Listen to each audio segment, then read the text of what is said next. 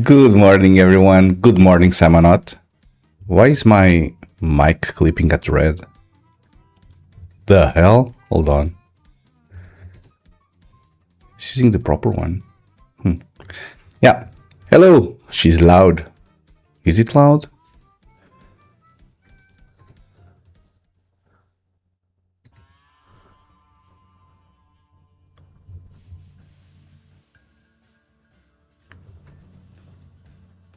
I mean, nothing really changed.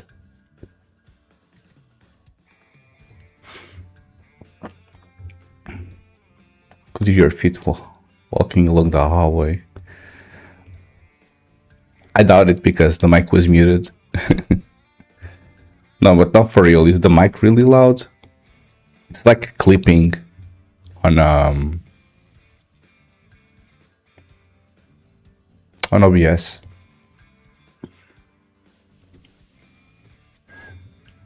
What about this? The fuck?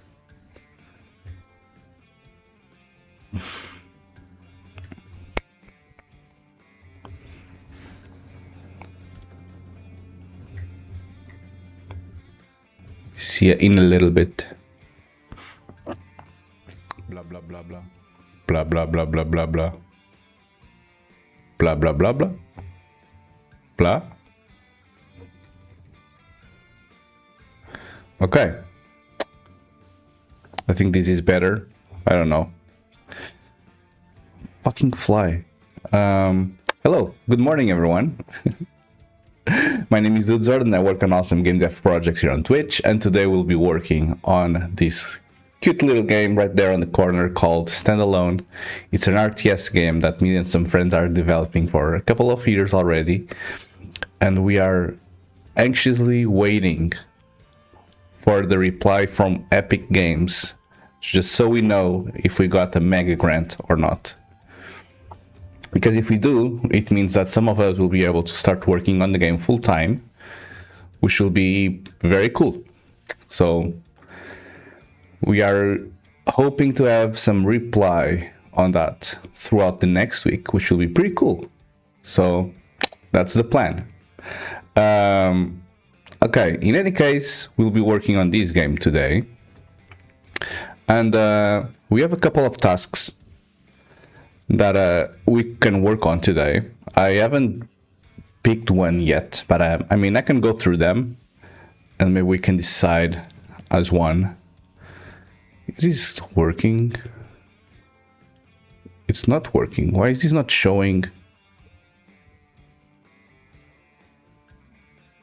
Okay, something is really off with my setup. Like, this is not showing the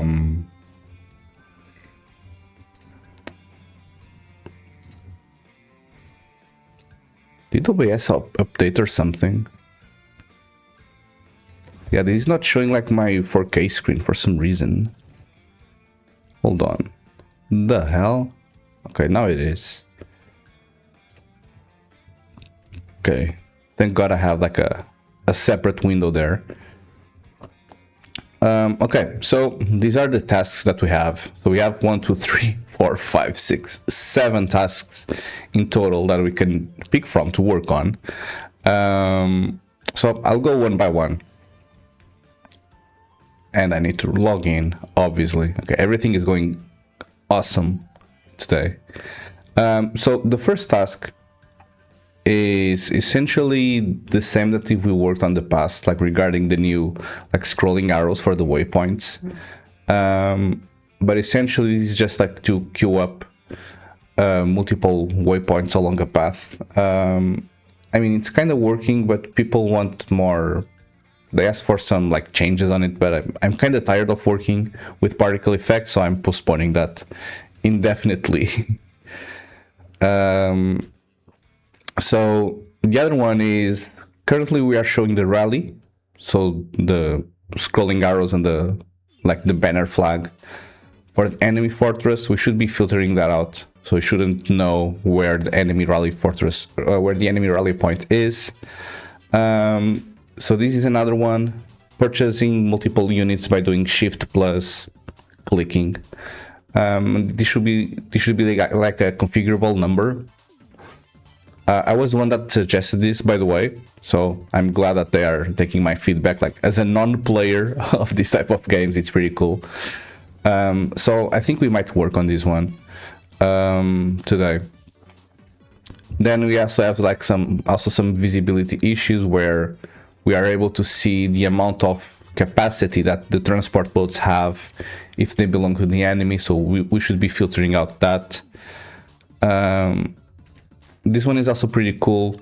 So on Warcraft 3, they have like these numbers here, which these buttons here, which are used to specify what is the default picking method for the first guard. So when you conquer a new bunker, one guard needs to be picked up out of all of the units that are around that bunker, right? And these are like different possibilities. So you have like the one which has the highest health, or the one which has the highest defense, or the one which has like the highest attack. So those are buttons just to specify that. And this is like a global setting. So by clicking on it, it will it will impact all of the fortresses that belong to you.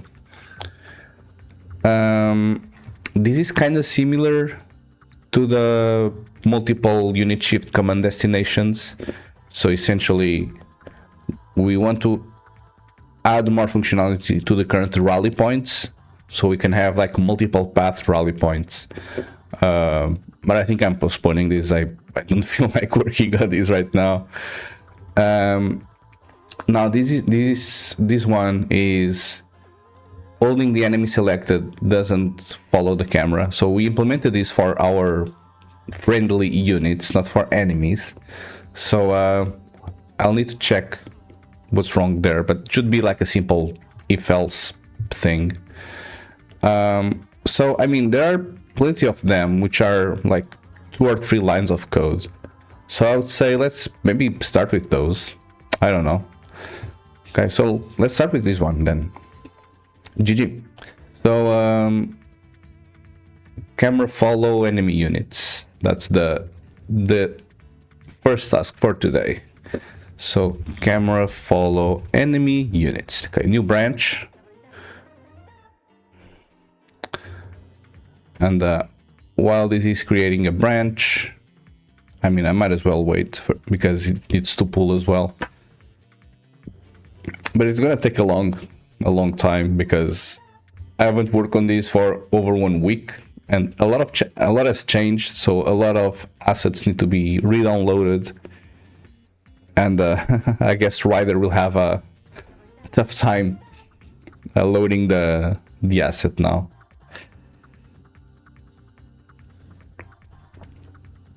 Oh, I'm on the left side now. Pretty cool. Okay, I enjoy more like being on the right side. It's whatever. Okay, merge conflict. Oh. Never mind. Okay, pretty cool. So we can open Rider, and the Rider will take a long time to boot up. Well, not to boot up, but like to load the project for the first time and parse everything. So we're gonna wait here for a little while. And while we wait, yesterday I beat Portal 2. GG. I feel very smart because it's a very brain intensive game. But it's pretty cool. I really enjoyed it. More than Portal 1. So I beat Portal 1 like 3 days ago. And then but Portal 1 is very short, it's like 2 hours of gameplay. But Portal 2 is like 10 hours, kinda. Not really 10 hours, but like 6 hours. So I played it over 2 days. It was pretty cool. But now I'm looking for a friend that wants to beat the co-op missions with me. I challenged Simonot, but I don't think he's willing to, unfortunately. So I'll need to bother someone else. And then later in the evening, I tried to play, what's its name? Wolfenstein something. Wolfenstein Youngblood. And I stopped after 10 minutes. I didn't enjoy it. I don't know. It felt weird. I mean, you can see that the reviews are like mixed, so it's not obviously a great game.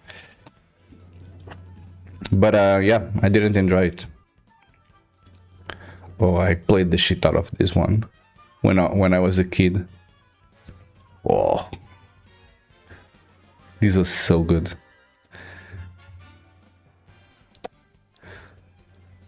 So yeah, I played this for around 10 minutes, and then, I mean, the intro cutscene was like 10 minutes by itself, and then at most I played another 10 minutes, and I mean, I didn't like it. I don't know, it was odd.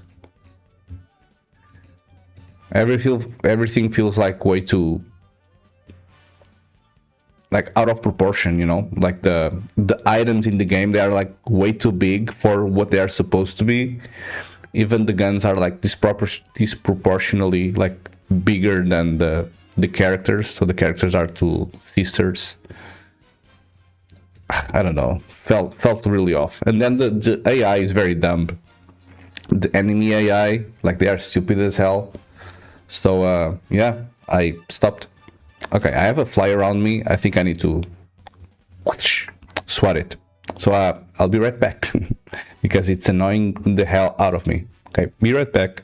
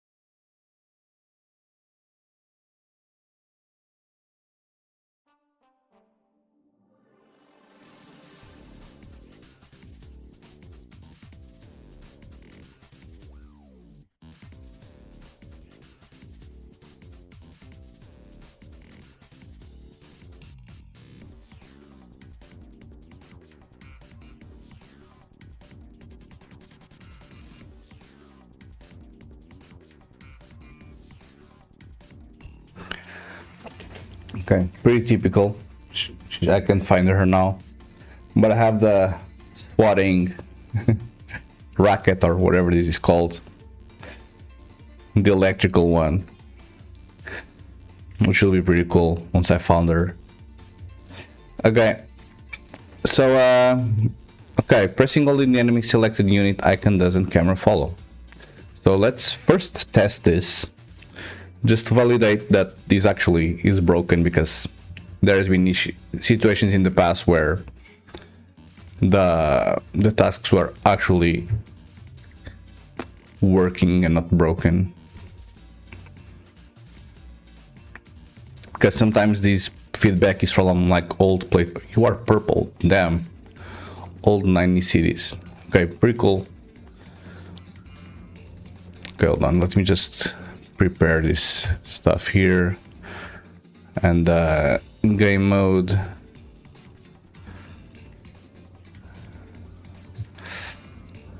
and I only want like one bot or something. Okay, let's see.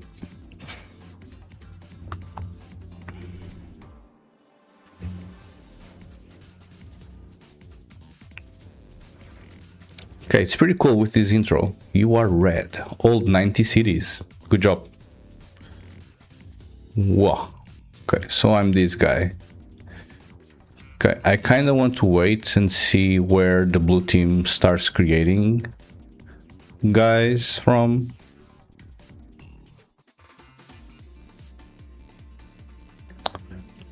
Oh, there it is. Okay, so if I have one unit selected, as you can see, by clicking this icon here, it's not like following you with the camera, but if I were to do the same thing for myself, then it follows, as you can see. So, okay, we need to fix that. It's gonna be task number 1, and it should be fairly simple. Follow camera. I don't know where this guy will be at. Camera, follow, no.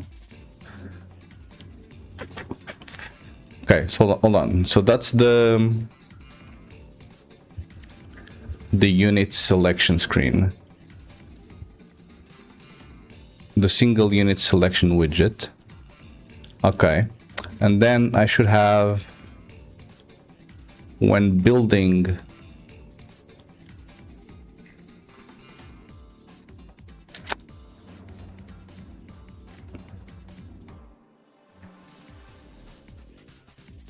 handle unit button clicked. Okay, so it's this one.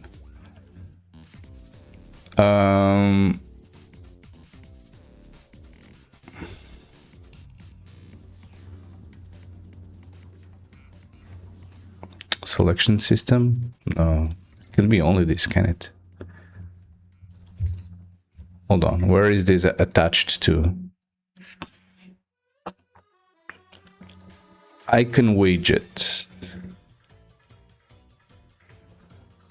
No, this is the multi-unit selection. No, this is not what I want. I want the single unit selection. Apologies. Single unit selection widget. Yes. Okay, this makes a little bit more sense. Okay, and then we have the icon with two event handlers. So one for on-pressed and one for unreleased. And on-pressed, we should allow it to follow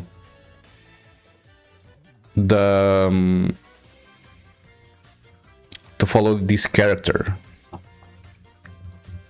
But I'll put the breakpoint here because I'm pretty sure it's still gonna hit this. But I would say that something inside this follow selection command is like filtering by team ID. And that will break the following.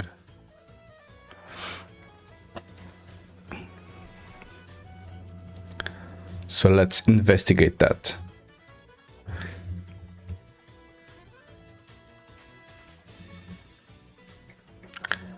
Let's investigate that. Okay, where are they attacking from?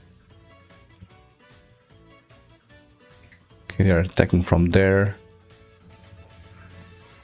Okay, so I clicked and it still goes there, so that's something.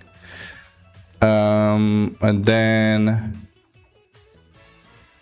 we are getting the entities that belong to this generic team ID.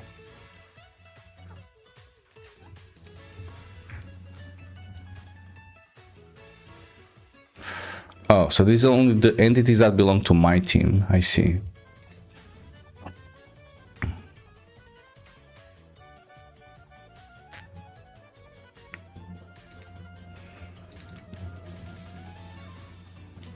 Okay. Okay, so essentially I should be able to pass a -1 there. And it should work. It's gonna be fixed number 1. I'm gonna even auto-reload these at runtime. And you will see how amazing this is. 1 line of code. It's all it takes, people, to build a game.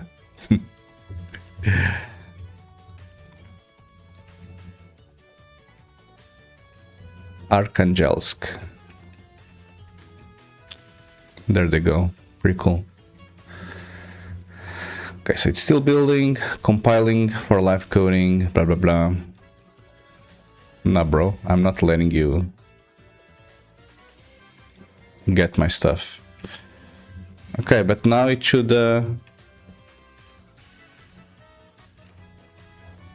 work. See? Now you can follow them. Pretty cool. And we should be also able. I'm gonna conquer that guy. Pew, pew, pew, pew, pew, pew, pew, pew, pew, pew.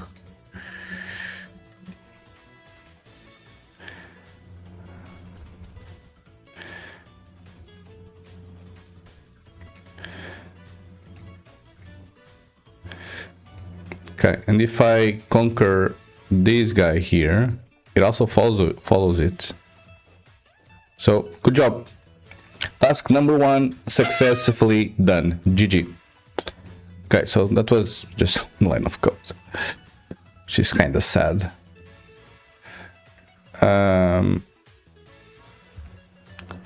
Does it need to be -0? Or what is this? Minus or equal than 0? Okay, I'll put a -1. I think it's simple.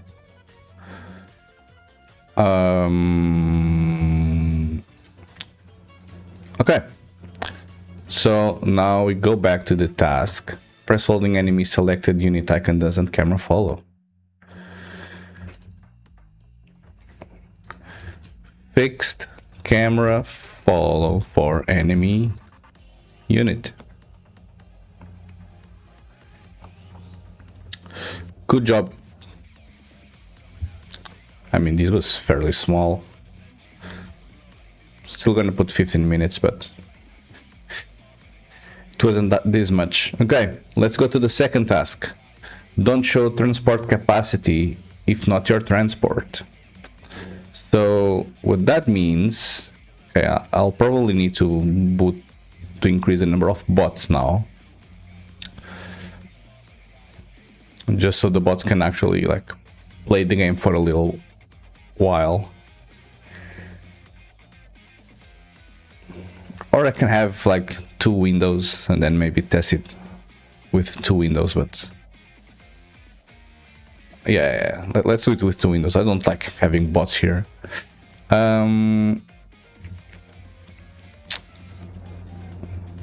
Bot count 0. And 2 players. Okay. I'm just gonna first replicate it so you guys know what it means.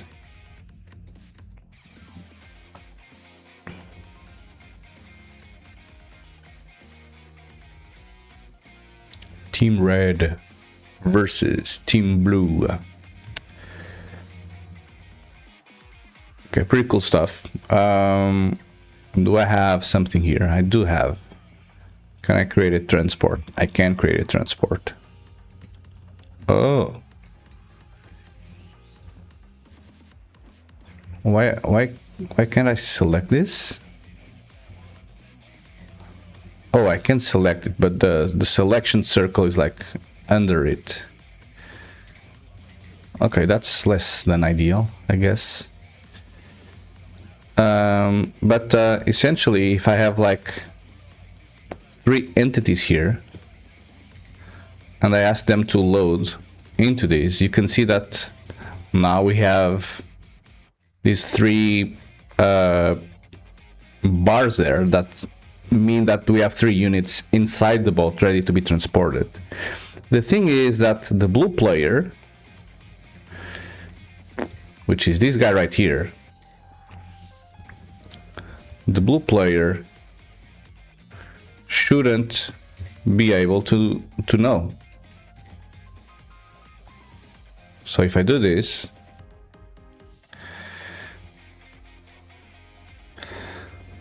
like, you shouldn't be able to like see each other's number of units inside, essentially. So this is what we need to fix. In MOE HUD, there's something regarding transport capacity. So let's see. MOE HUD. MOE HUD is where we draw like 2D rectangles and circles and stuff directly without using any particle system. We call like draw rectangle and stuff. So we have the transport capacity bar system, which I don't know how that is set up, but we'll figure it out.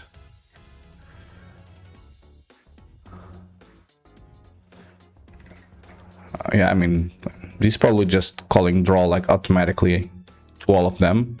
So let's see. So we have the controlling player. So I can get the MOE player controller and I can get my own team ID. And then for each transport,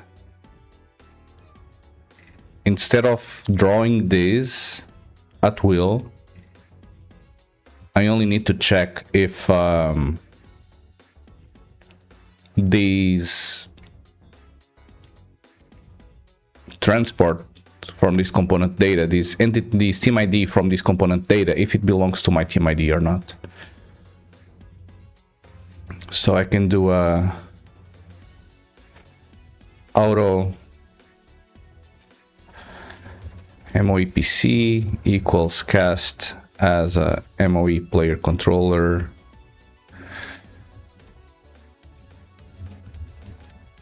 And I pass the PC. I think this is how I do it, right? Yes. If not, MOEPC return. And then on MOEPC, I should have the get generic team, which is going to be team ID. So this is my fix your mic. What happened? I changed it. So something happened, Simonot. First, use your confetti for being first. No, you weren't first. You didn't trigger the thing. Never mind. Roll back. It's maxed out, bro. It cannot be. It's not maxing out like it's okay.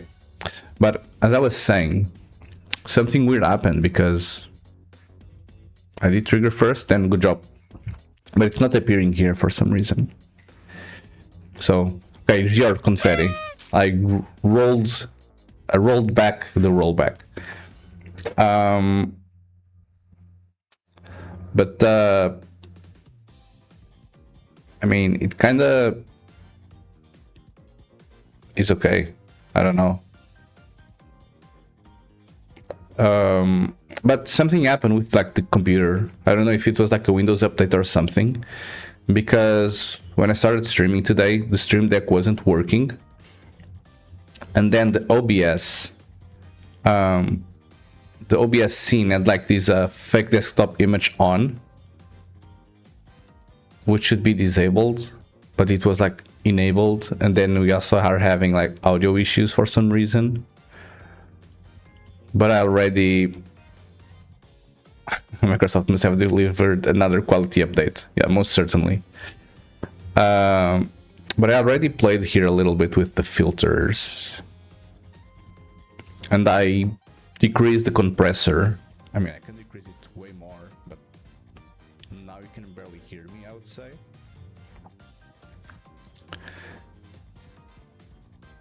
Previously, this was at -10. And I changed it to -20. Which is this. But do you think this is still way too loud? I feel like I'm talking like very not loud at all. But maybe this is better.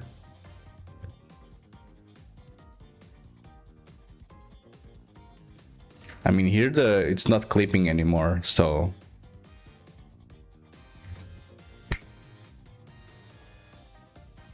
what do you think? It's clipping on input. What do you mean? I mean, the microphone is at the same distance as before.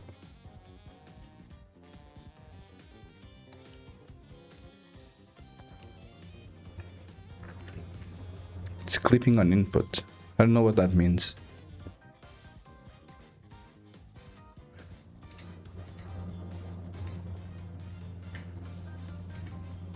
But like, is there some setting that I can change here or something?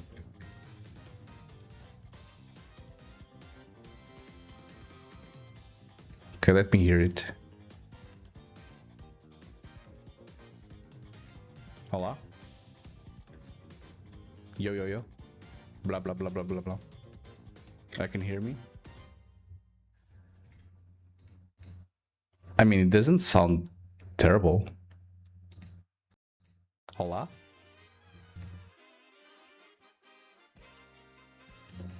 I don't know. But it's like, is the filtering even doing something? Maybe it's not even on. Like if I click the mouse. Sorry. But if I click the mouse, can you hear the mouse? Because you shouldn't.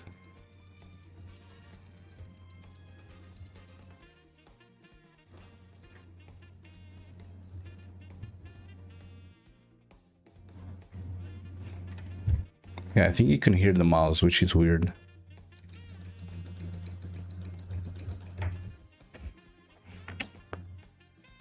Yeah, if it feels like it kinda... They kinda ignored my filters or something.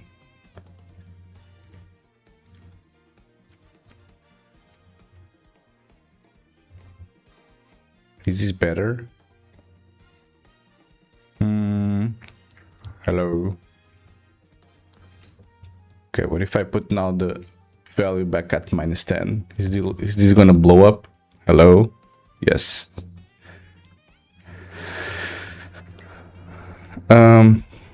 Well, I don't know.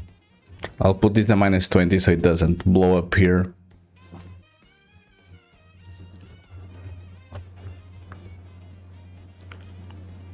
I feel it's probably one of those things that will require like a restart, a PC restart or something, because Windows is just misbehaving for some reason. So I don't think there's really anything that I can do right now. So apologies. Okay, in any case, we have our team ID. Okay, I want to do two things here, which we need to first be able to check if this team ID belongs to like a spectator or something, because spectators should be able to like see this data, I would say. So there's this F generic team ID. There's like some code to identify if one guy is a spectator or not. I don't know where we do that. I'm trying to remember. I think it's on the fortress selection.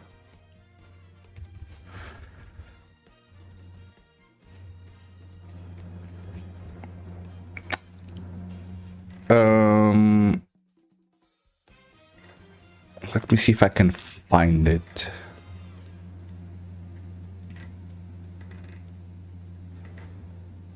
Like there's a place in code where we look for like spectators. I don't think it's called spectator, but it's something.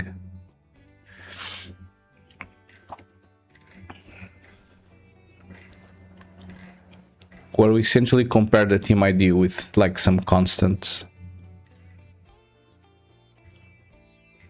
And I kind of want to have that now. No, but I mean, this doesn't have anything like that. Ah, it's all observer. It's observer selection team. I think it's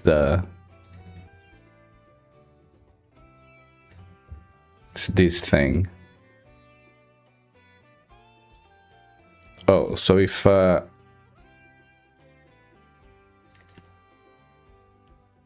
it doesn't have a team.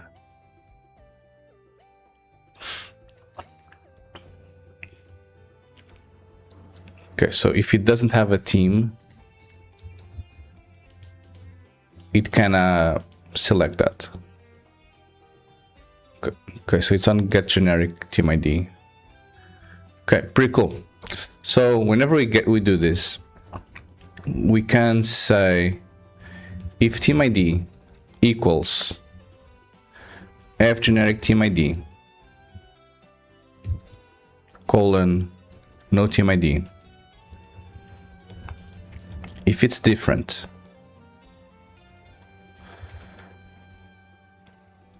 and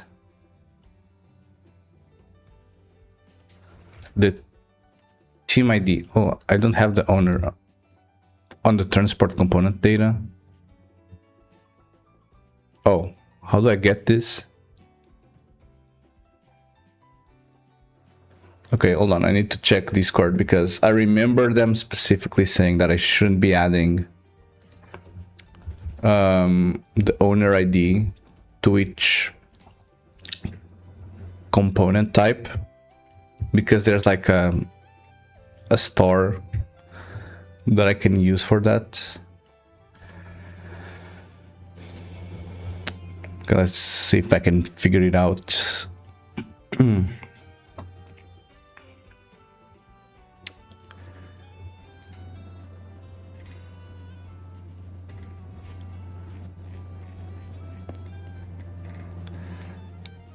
Pa, pa, pa.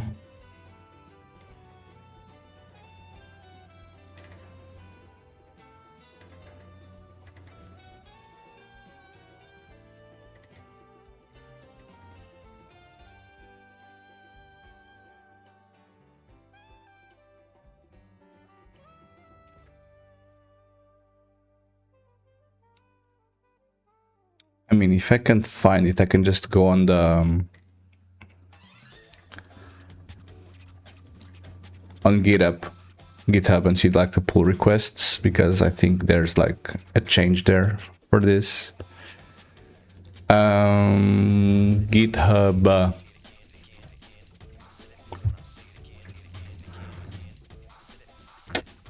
Okay, so it's one of mine.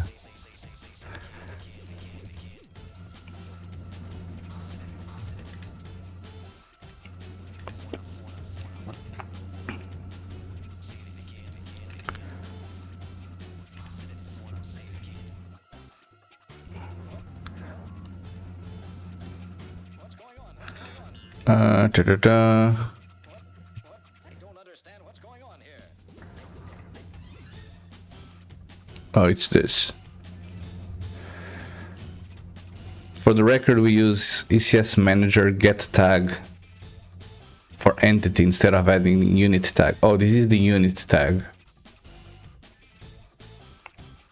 So this is not about the owner ID.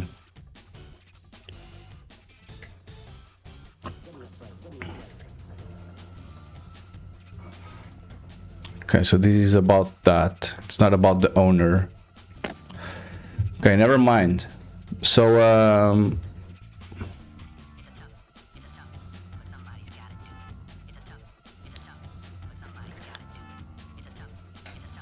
I mean, maybe I need to add the owner ID here. Don't understand what's going on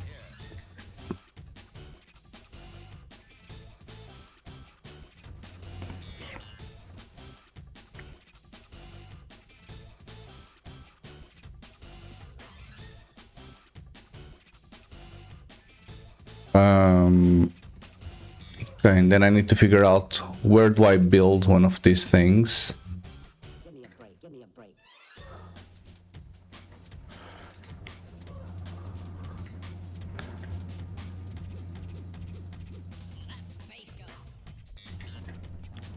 Find usages. Serialize.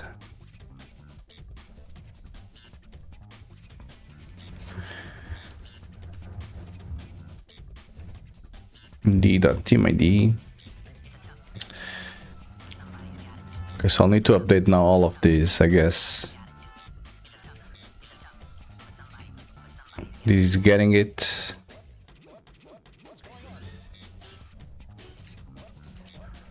This is just adding to the array. I mean, this is a good place to look for it. This is getting it, this is getting it. He's creating the transport data and then calling a transport component, which then calls this. Okay, so I think I want to check where I call this add.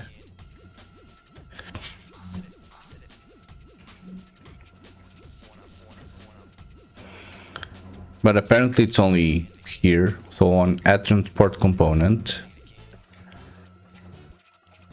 which is here. So here I should be able to just pass the team ID Don't understand what's going on here. to the owner team ID.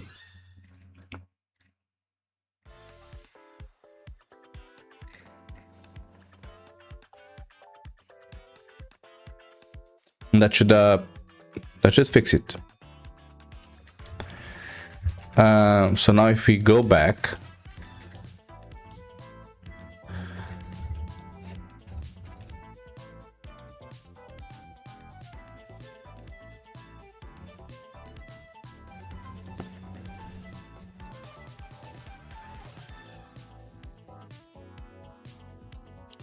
so if the team ID is different than mine, I also continue.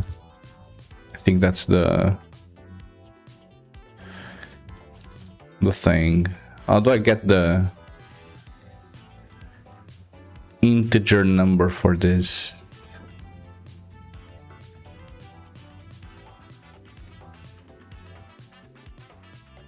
Is it .uintite? No, this is an operator, so this should just work. Is it because this needs to be a uintite or something? And then it likes this? No. Hello? Member is inaccessible. Oh.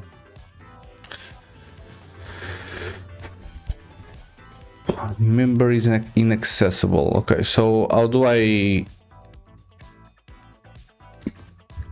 It's this.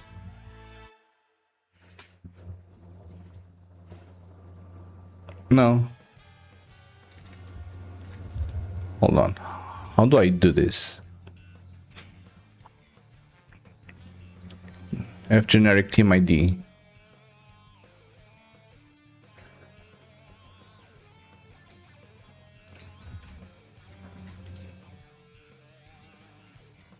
Hold on, I'm confused. Okay, so this is still an int 32. Get ID. Int. And then... Oh, it's not no team ID, it's no team. Okay, never mind. Okay, I was being a little bit dumb. My bad.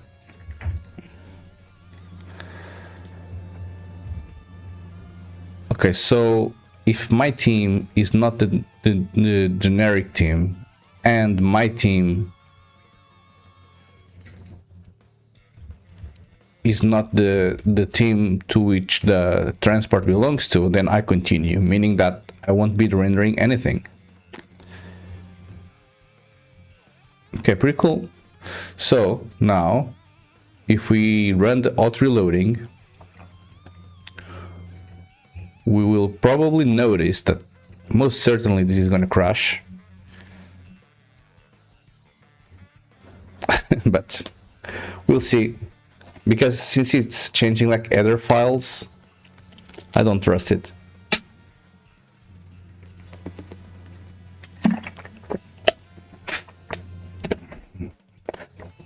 But hopefully it does something.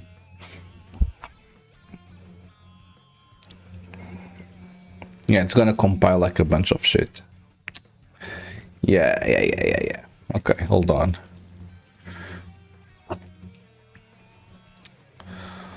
Hold on.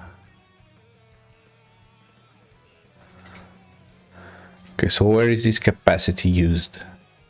Okay, it's used there, which I already added it. I'm also gonna need to do it here.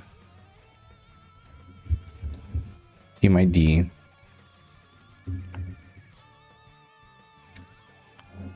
Am I putting the team ID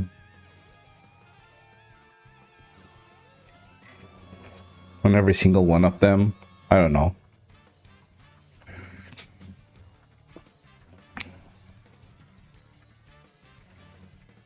I feel like I am, yeah. Okay. This guy here, it's also team ID. And then here, this part is okay. This part is okay. And this part is okay.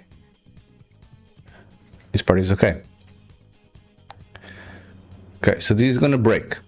So I need to stop Unreal now and try and compile it again, because apparently you've made more changes than the changes that one would normally do, because since we need to support multiplayer and rollbacks and all of that stuff, we need to serialize this data properly every time.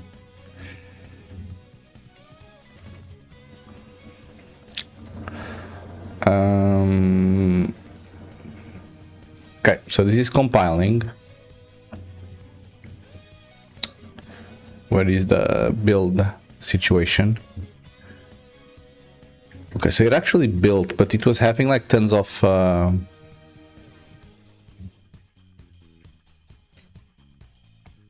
warnings and stuff. Where was it? Was it here? Oh, it was there on the build. Here. Okay, so this is throwing up a bunch of warnings.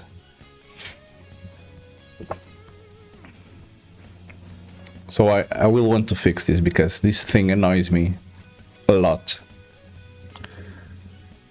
Okay, so we go again. And hopefully now we won't be able to spy on our enemy transport units. Hopefully, that is. Okay, let me charge my phone.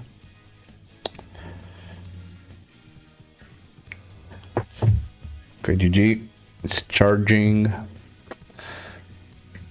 Okay, so if we go back to that little corner there,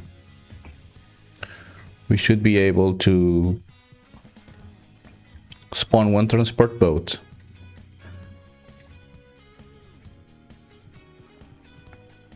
And then queue 3 units in there. Pretty cool. Off they go. And now I'm gonna spawn one of these here. Go there. And then I'm gonna put 5 here. 1, 2, 3, 4, 5.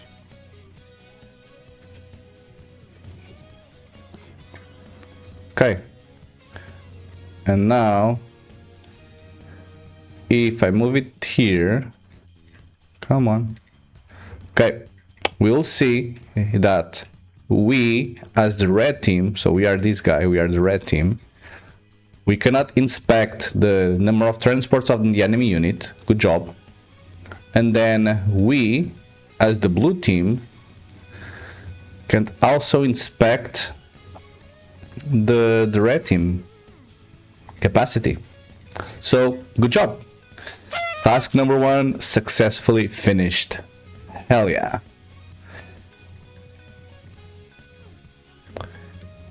PogChamp. Okay, so this task was called Don't show transport capacity if not your transport. Okay, good job. And we push. Okay, so this took a little longer. I'll put like 30 minutes. Nah, I'm gonna change it to 15 minutes. There's no point in Okay, good job. More stuff that you can do. Showing rally for enemy fortress when selected.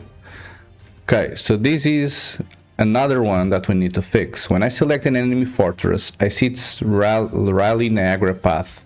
This should only show for fortresses I own.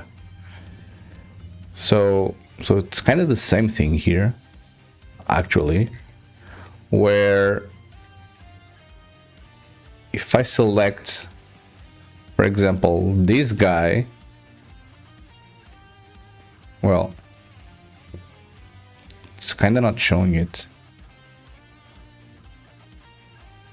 Okay, hold on. Maybe that's fixed already? It's possible.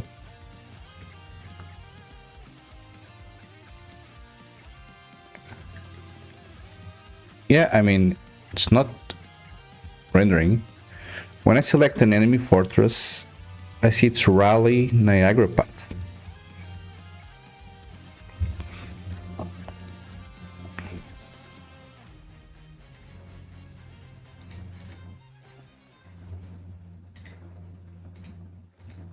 Or if I unselect and select again, it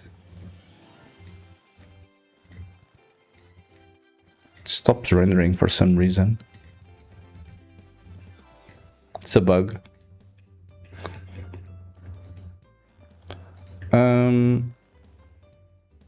Oh,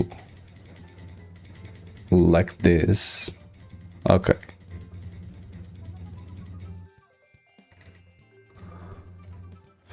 So it only actually happens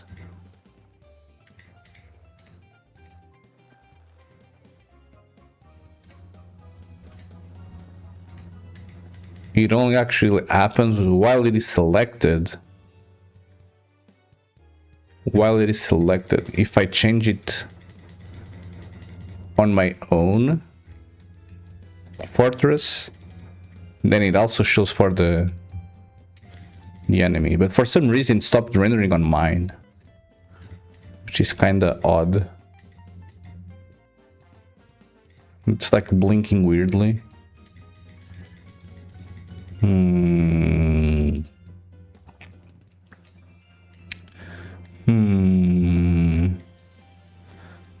Okay, is there a good place where I have like... Okay, here in Georgia.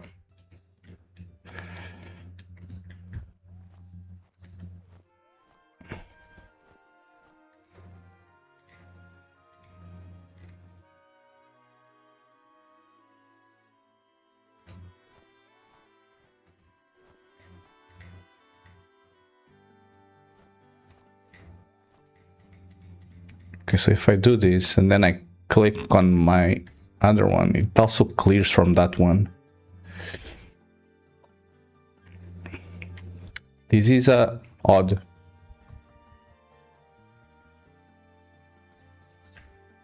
I wonder if this is what they're actually complaining about.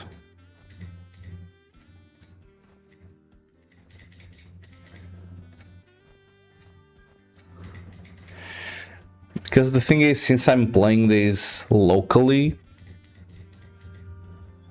I don't know if it's actually like instanced two different instances of the game, or if it's like reusing stuff. But I mean, it...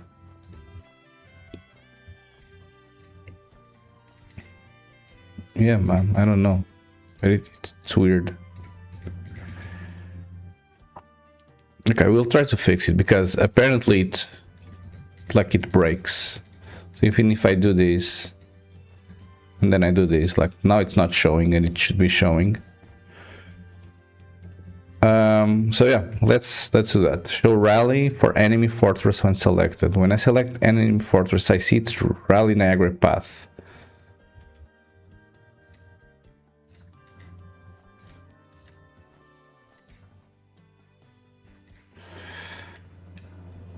Okay, I wonder how I can actually filter this out. So this is called, I think it's the waypoint effect spawner. And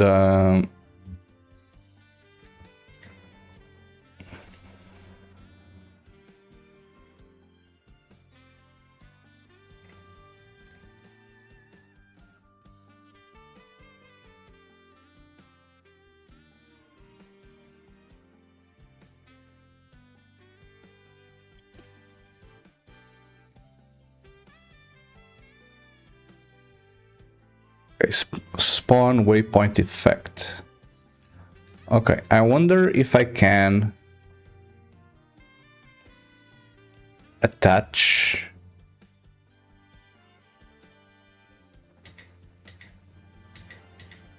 to this guy there, like to the second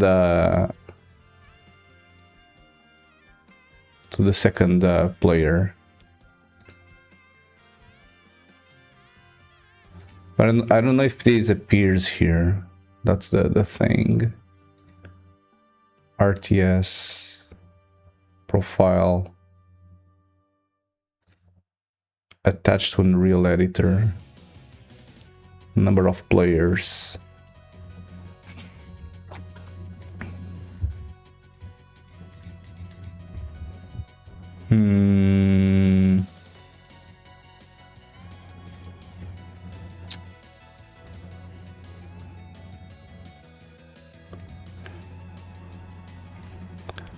Unreal.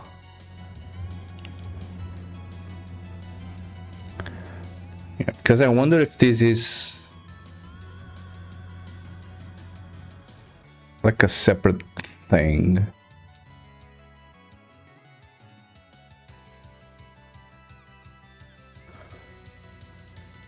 Debug game exe. Okay, so maybe it's this one. Debugger attached. Okay, so if I do this, okay, so now it's stopped there, apparently. Okay, so where do I get these getting called from? Okay, from set rally. I see.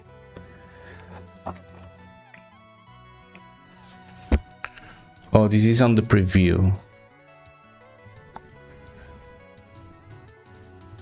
This is on the preview. This is on the MOE player controller. I mean, I should be able...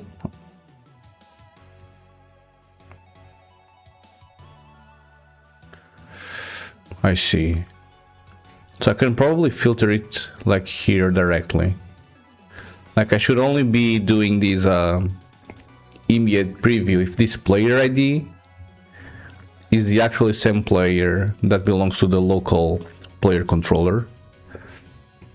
They are the same team.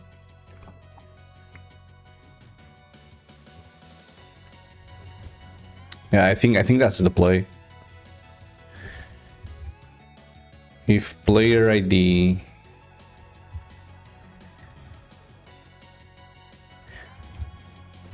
okay,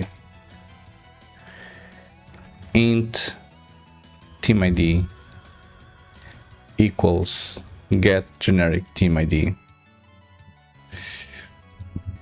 And then I do if a team ID equals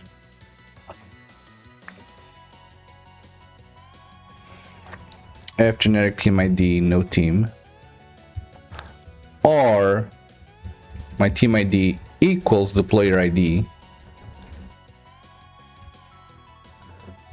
I mean, the thing is, should this be getting called here? Like this command selected. Yeah, like I don't trust this. That's the thing. I don't trust how this is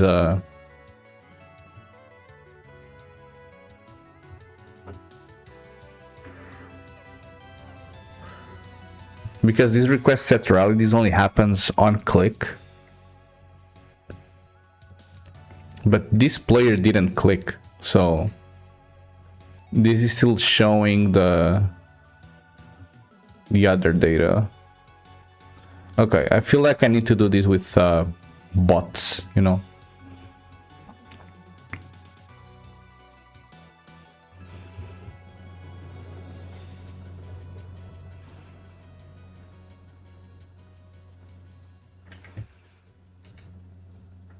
I don't know if this change makes sense.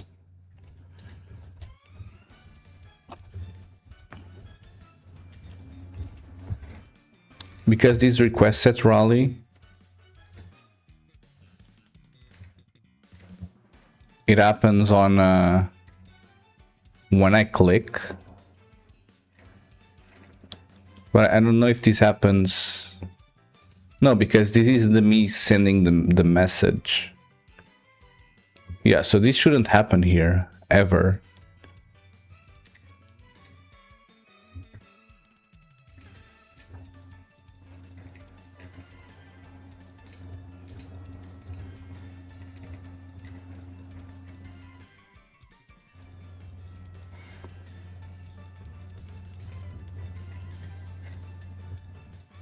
Handle Fortress Rally command.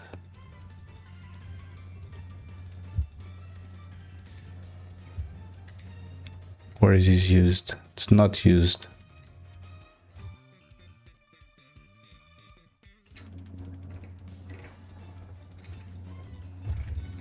Are you sure you're not used anywhere? Okay, then I'm getting rid of you. We don't need stupid code running.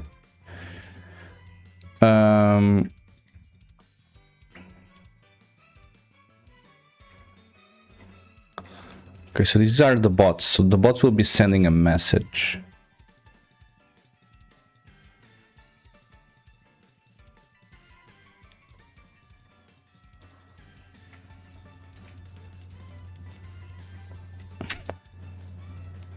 I'm very confused. Yeah, I don't think it can come from there. So there must be another. I mean, there's not another location for the preview.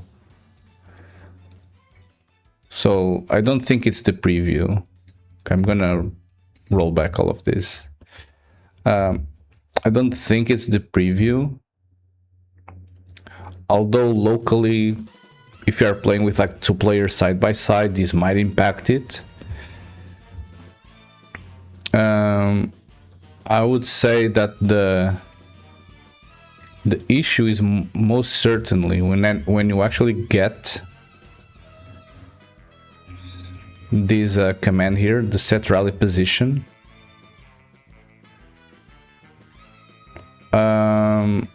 Where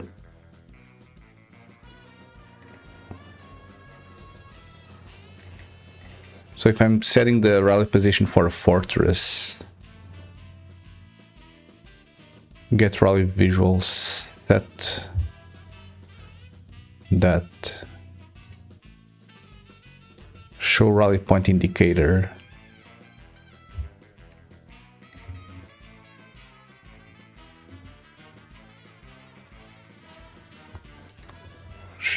movement indicator.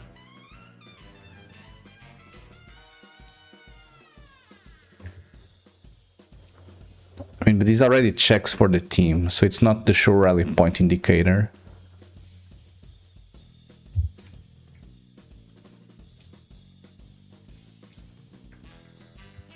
Clear matching override, get visual override, resolve visual override. It's also not this.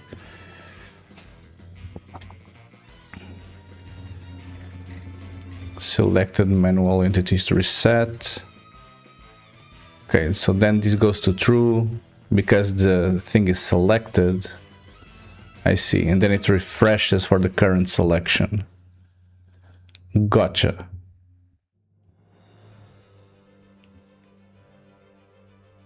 And then here,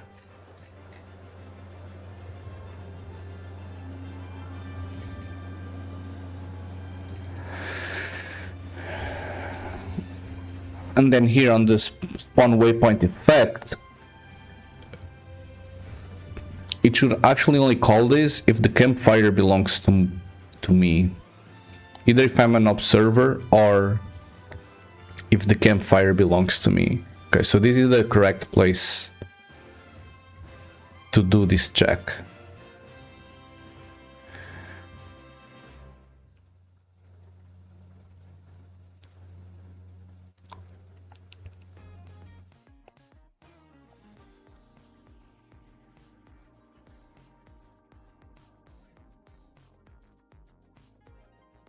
Remove unselected.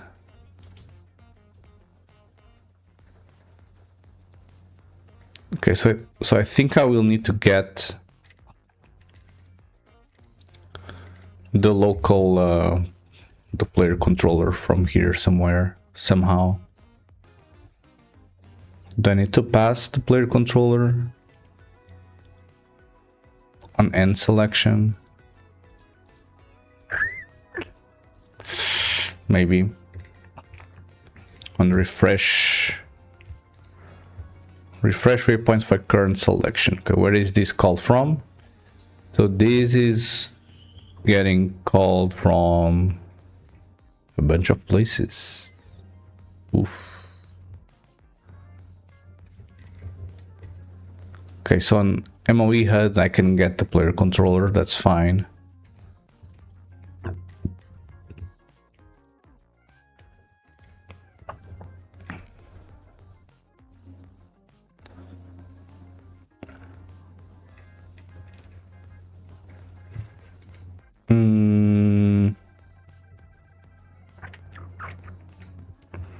Yeah, this is called like in a bunch of places that I wouldn't expect.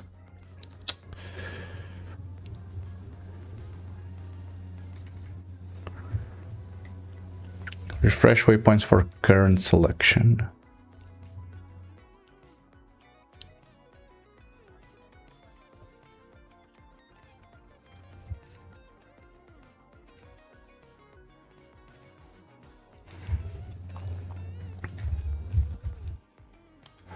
Yeah, here I don't have like any player controller whatsoever. Okay.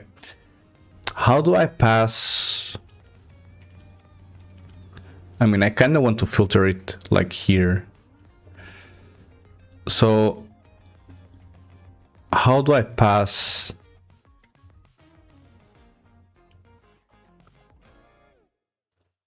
this data into the selection system? So I either need to pass it as an argument there, but it's like 6 places to do it. I wonder if I can call like the get local player. Get local player controller. Now this is, we are calling this from some places.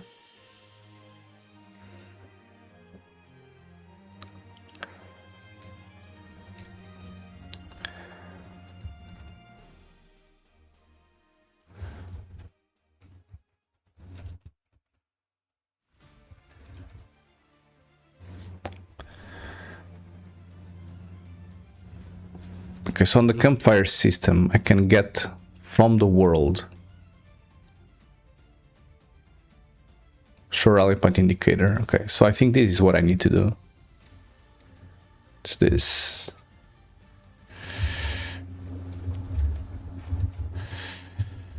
With some yoinking. Okay, what is this GS?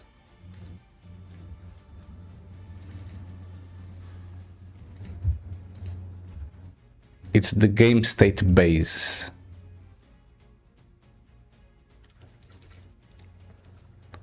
Okay, and this is probably initialized somehow. Yeah, it's passed through there. Gotcha. Okay, so I think that on the selection system we kind of need to do the same thing then.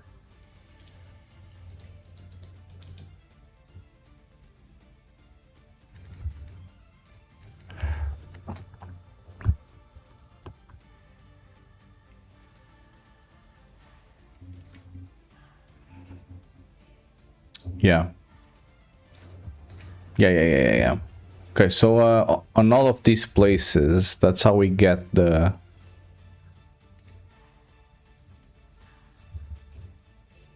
thing. Or even from get world. I don't know if I can just call get world there. No, I cannot, because these systems are not part of Unreal. They're not Unreal subsystems. So I need to pass that guy.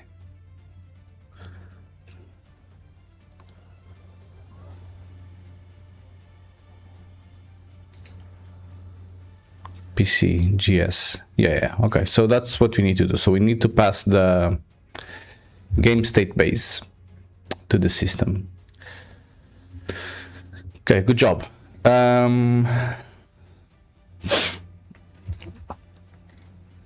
So let's see. We'll need to pass in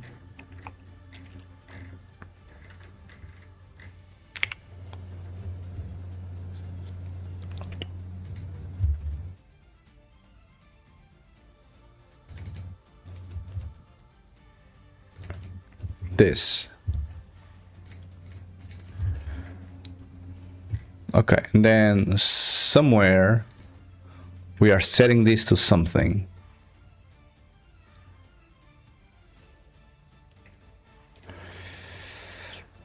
Which is this. Okay, so here we'll be able to say selection system dot GS equals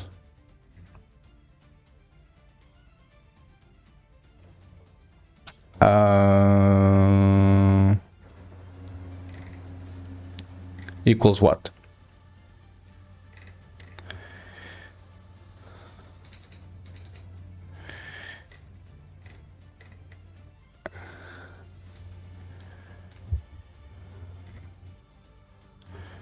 Death, attack, movement, animation, blah blah blah blah.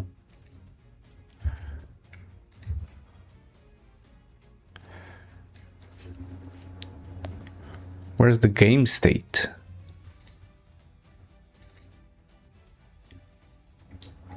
Ability, death, attack, movement, system, transport system.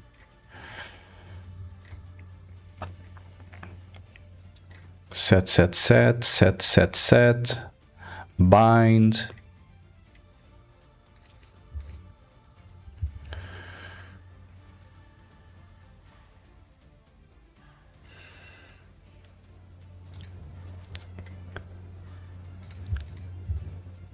Okay, so we are called on initialize, but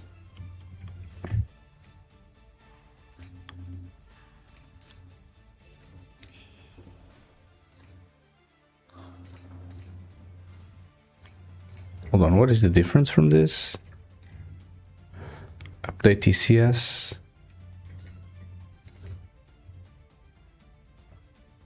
Initialize fortress system delayed. Okay. So can I just call dot initialize and then I pass in Maybe I can do .gs equals gs.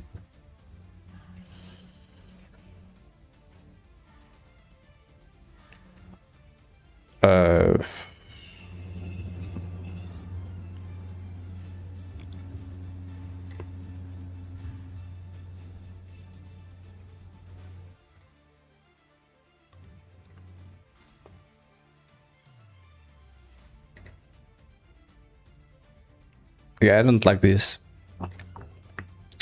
I don't like this. Initialize fortress system delayed. Where is this called? Retry shortly.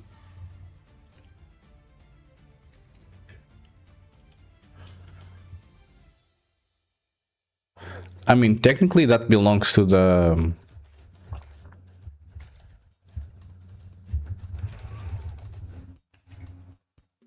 to the fortress, or this will pertain to the fortress. This part of the selection system thing. So maybe this is gonna work. I don't know. Okay, we go back to the selection system now, and we should have the player controller. So I'm gonna just say team ID equals -1.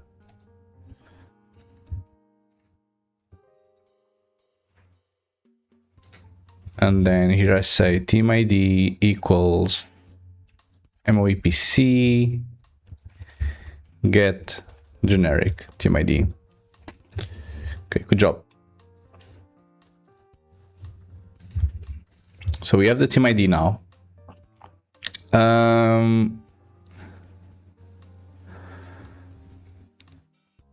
So then when we get this fortress, we'll need to check if our team ID is not no team and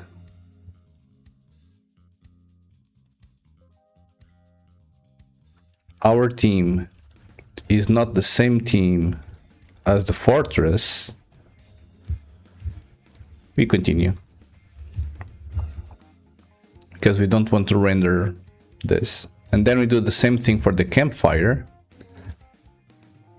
And yeah, I think that's it.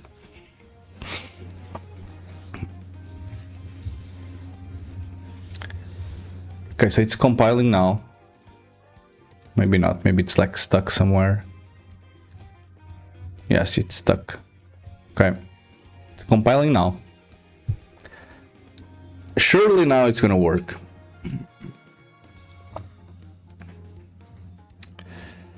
Okay, tons of random emails.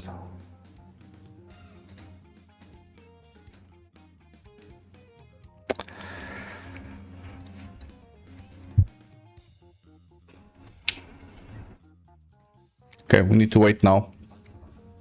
Okay, so assuming this is gonna work, which I think it will,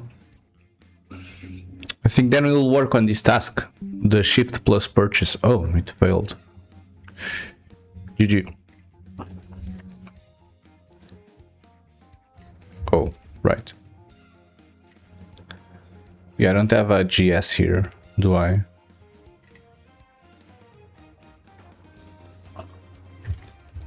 Hold on. Do I have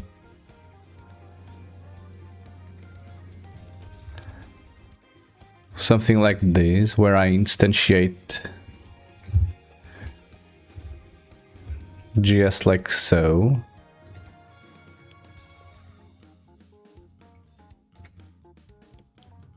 No.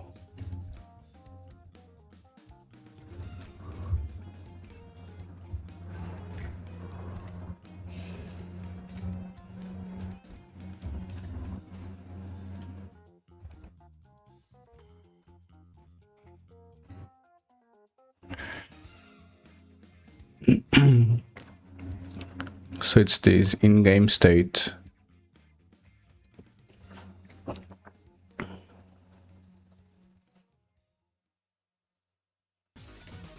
AI system.gs equals gs. Oh, okay, so this is where I want to do this. Selection system.gs equals gs. Okay, this is where I want it.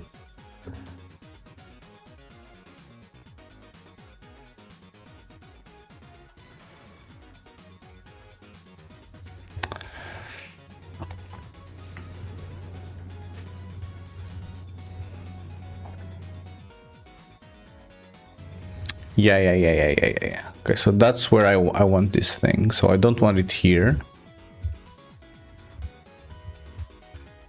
And I don't want it here. Okay, let's see.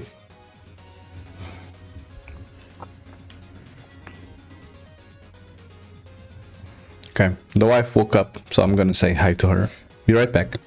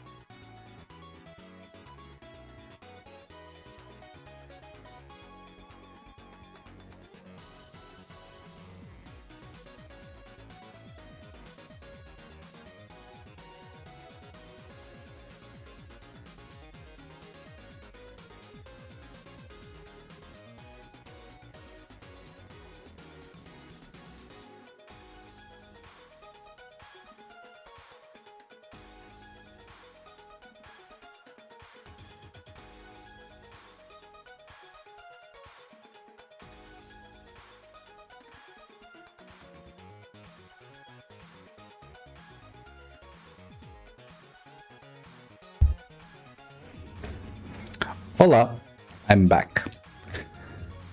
Okay, so let's test this. Rally for enemy fortress when selected. Okay, hopefully now it won't happen again.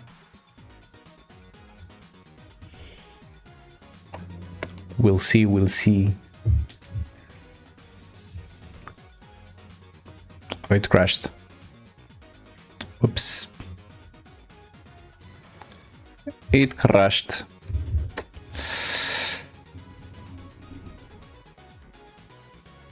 Because GS is null.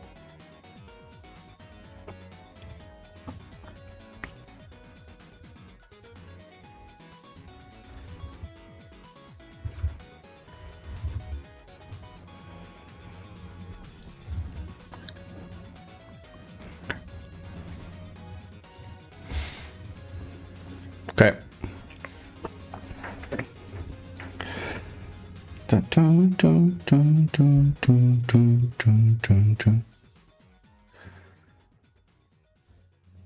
Okay, it's compiling again. Oh, I think I need to close this. So we added the guard so it doesn't crash. Well, GS is not set up.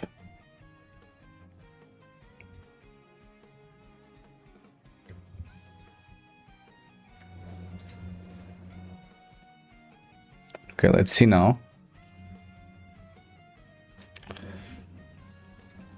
No, don't build.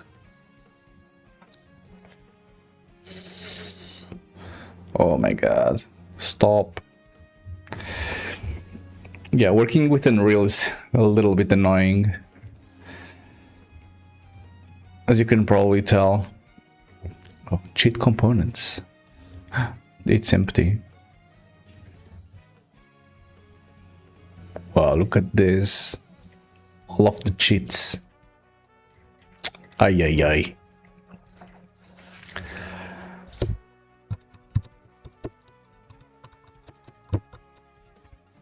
Bam, bam, ba, ba, ba, ba, bam. Okay, let's play now. Hopefully it won't crash again.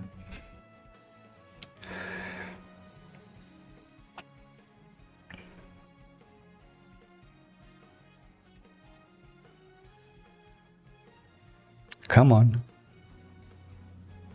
You can do it. Come on.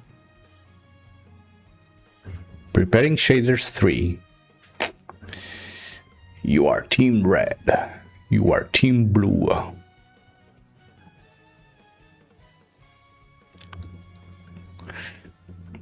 Okay, pretty cool stuff. So we are going here to Georgia. Because on Georgia we can look at both. Okay, so I can create this. Okay, I'll need to fix the reselection, like hides it. So I'll try to fix that as well. But essentially, if I do this, now it won't render for the enemy units anymore. Same thing here. So good job. We fixed that one. Hell yeah. Hell yeah. Good job. We were very successful. Okay, now I need to figure out this part where if I unselect mine and then I select it again, for some reason it renders the flag, but it doesn't render the arrow.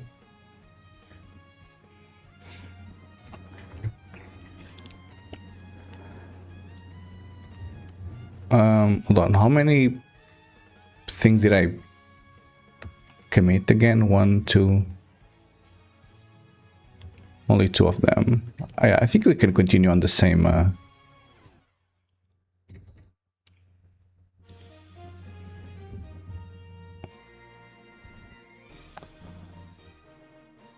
mean, might as well. No, I'll push this just so it's a little bit more ordered. Okay, this is unused. I'm gonna clear it after.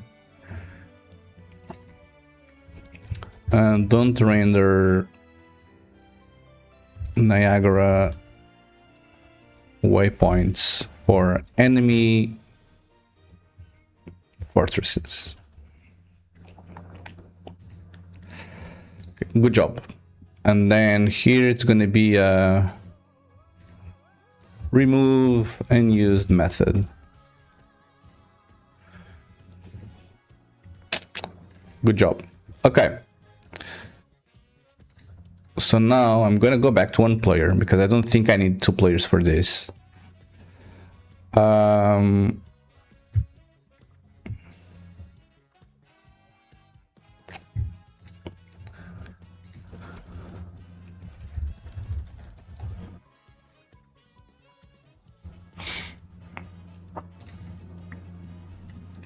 So let's see if I can easily replicate it. So as I set the rally point, and then yeah, if I unselect and select it, it doesn't render it until I change it, which is kind of odd.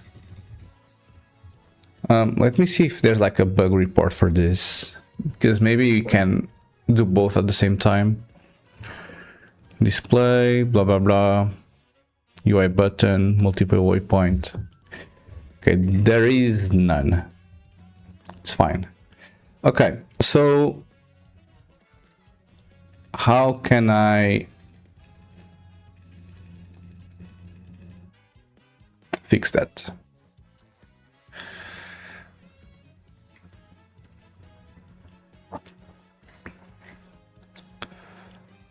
Okay, so whatever I do, when I click on this, it should call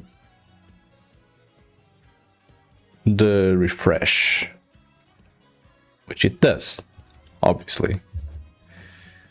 I want to test another thing. Yeah, I want to test it here.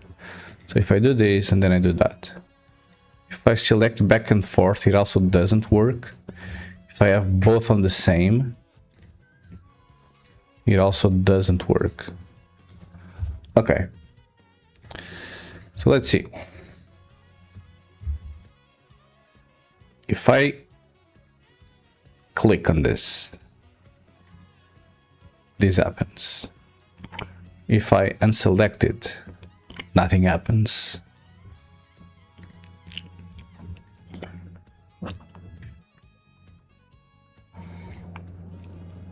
Okay, so I'm selecting the fortress, and then I'm showing the selection. This just renders the little circle. So let's see slowly. Remove unselected effects. So these are the selected. Oh.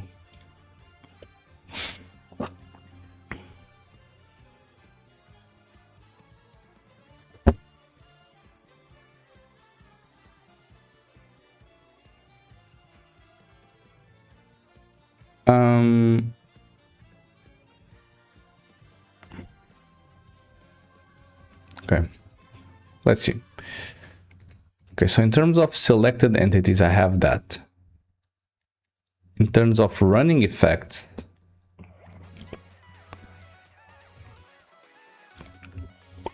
I don't have running effects. And for some reason, I want to remove those. But I also don't have effects to remove, so this shouldn't do anything. And then I get my team ID. So I'm team ID 1. And then I'm gonna try and render this guy. So start end.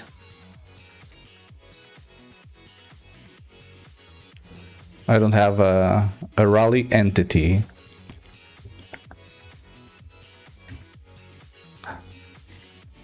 Hold on. So I have the game state here. So I have the world and I have the game state. I didn't need to pass the game state like this. Right? Hold on.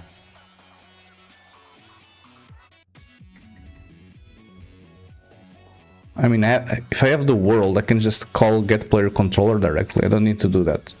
Okay, stop. We'll need to fix the... We'll need to edit this guy. And stage changes. What do you mean? Yeah, we'll need to repaste this.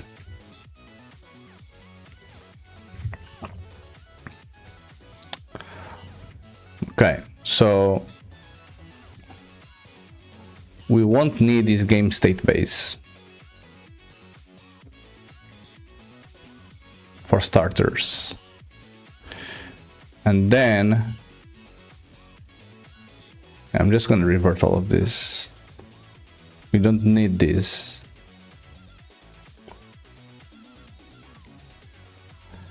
And then here on the selection system, I already have the world, so I can just call this. Yeah.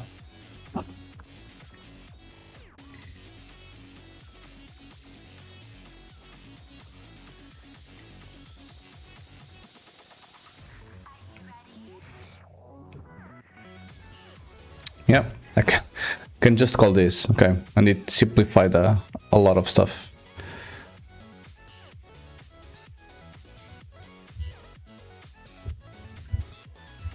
Okay, let me just compile just to make sure that this runs. But I would say that yes, it's gonna run.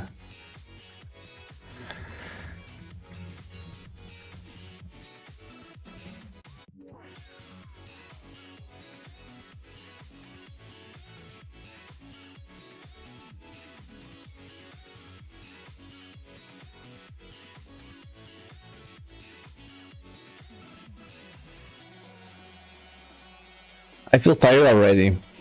You know, after 1 week of non-streaming, it's taking its time to come back to the regular schedule.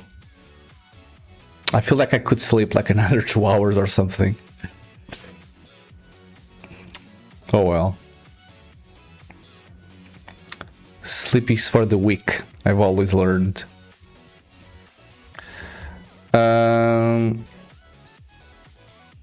Okay, can you like move? Thank you.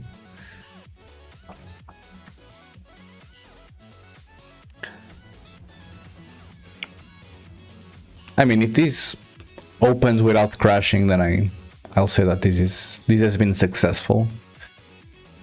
You are yellow. Stop shouting. You are yellow.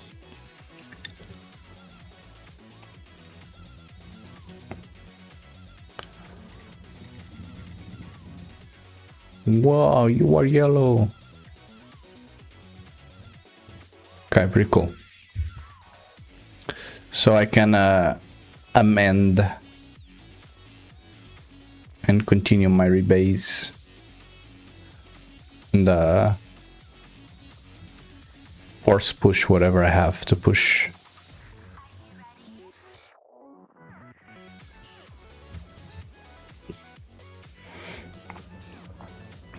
Okay, good job. Okay, so now we need to figure out why. I will compile this again because I changed the branch. We'll need to figure out why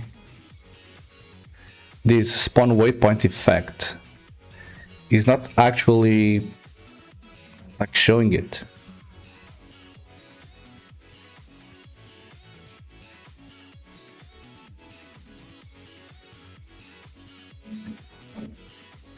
So that I'll put the breakpoint there because I'm pretty sure it's gonna hit there. I mean, it's even gonna enter here.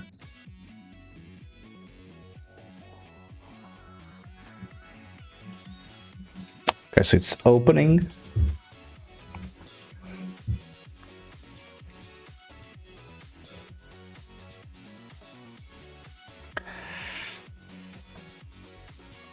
And we click play. And then we wait because Unreal is slow. Unreal really does take its time to boot.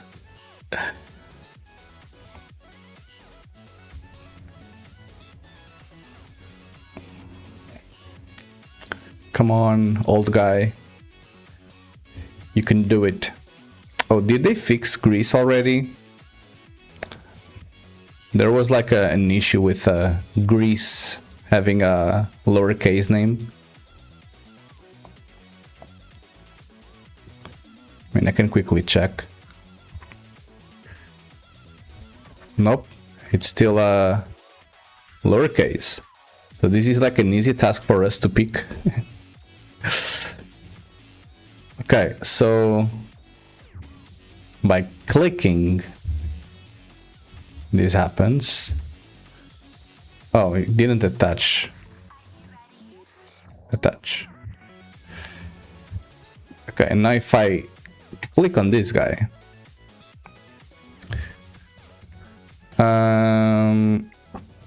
we are getting the effect, target effect. We have the effect.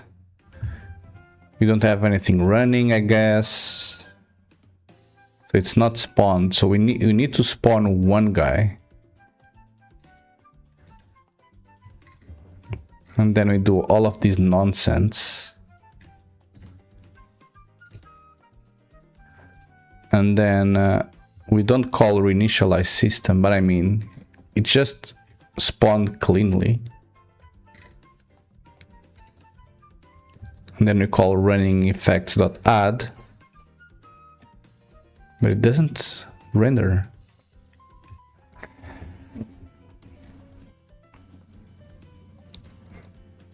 Why? Why?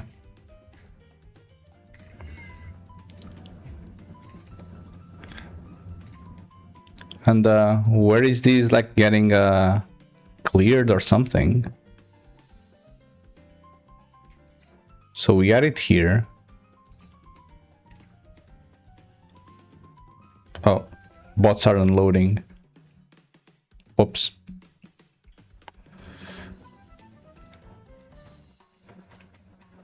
Off they go. It's pretty cool, like, to watch the gameplay by itself. Okay, let me pause the game while I think.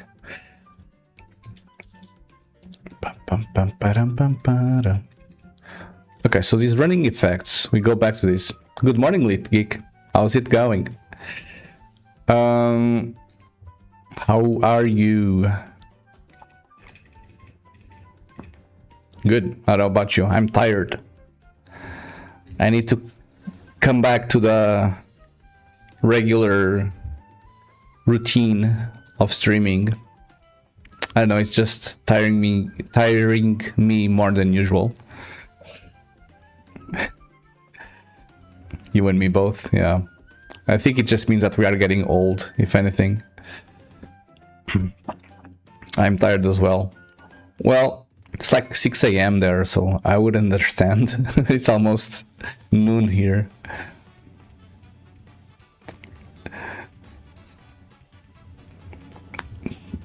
Okay, I wonder if these effects are like getting deleted. Because that would explain it, you know? That would explain it.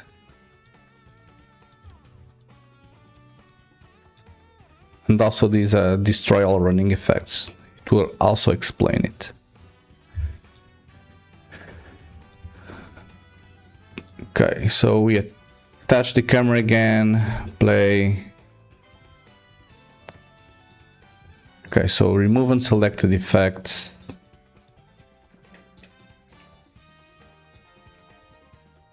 How's your wife recovered? Almost, yeah. She still has the sick leave until tomorrow, so she'll probably stay home still. But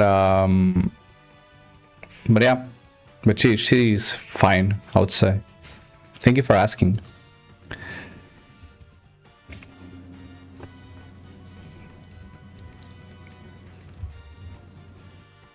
Okay, removing unselected effects. Okay, so this clears the effect, and then I click on it.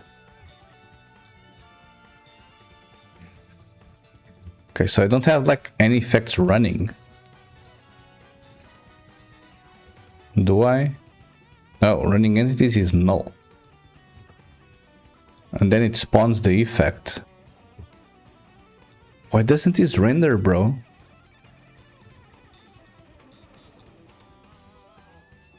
We move in less than 2 weeks, so it has been work and then more work, packing and stuff. Oh, you're moving to a new house? I hope it's for a good reason.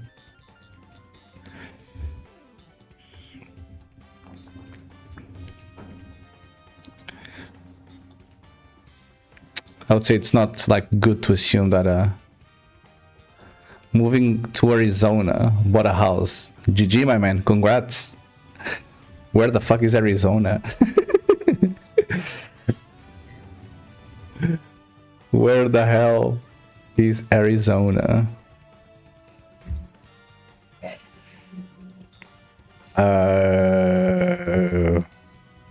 It's there. Damn. New house have solar on roof, free energy hack. But don't you live here like on the west coast? Sorry, on the east coast somewhere? Like Ohio or something, or Michigan? Like, this is so far away.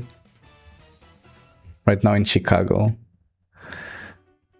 Where the fuck is Chicago?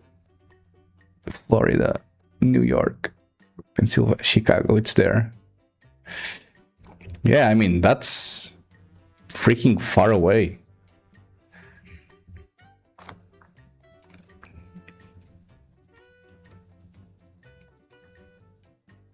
Middle by lake. Yeah. I mean, I know that probably for Americans, you are just like, yeah, we are just moving like a couple of states across. Like this distance between Chicago and Arizona is like larger than the distance between me and TS Just.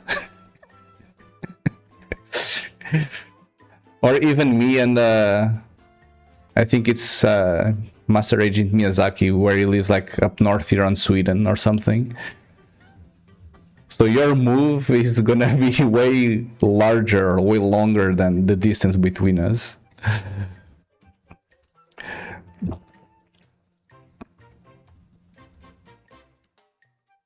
Weird that it can go so far and be in the same country. Yeah, exactly. This is freaking huge, like a measured distance. Okay, you don't need to say which city you are going to. Okay, so it's actually only 2300 kilometers. Well, this is straight kilometers, so it's not really... Okay, 2300 straight kilometers. Okay, so what if I do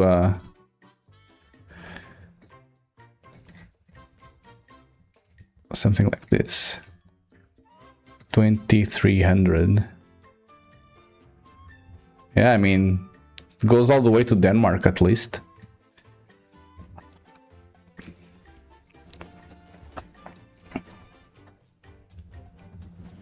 Probably 3,000. Yeah, that's what I was trying to check, because I know that from Lisbon to Stockholm is like 3,500 kilometers, but on a straight line it's like way less. Well, it's, you need to add like 20% for route planner. No, this takes like a long time to calculate like the route. At least here on Europe, I would say that on the US is probably way more optimized.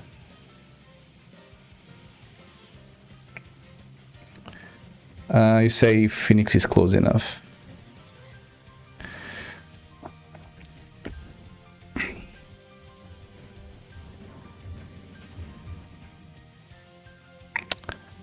Yeah, bro, don't give me miles. 1750 times 1.6. Yeah, 2800 kilometers.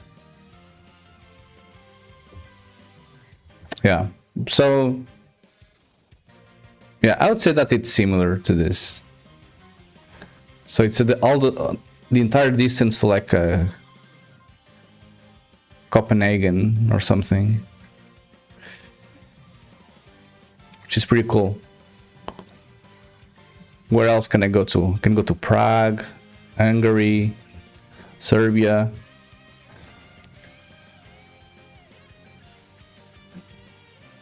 I can go to Tunisia.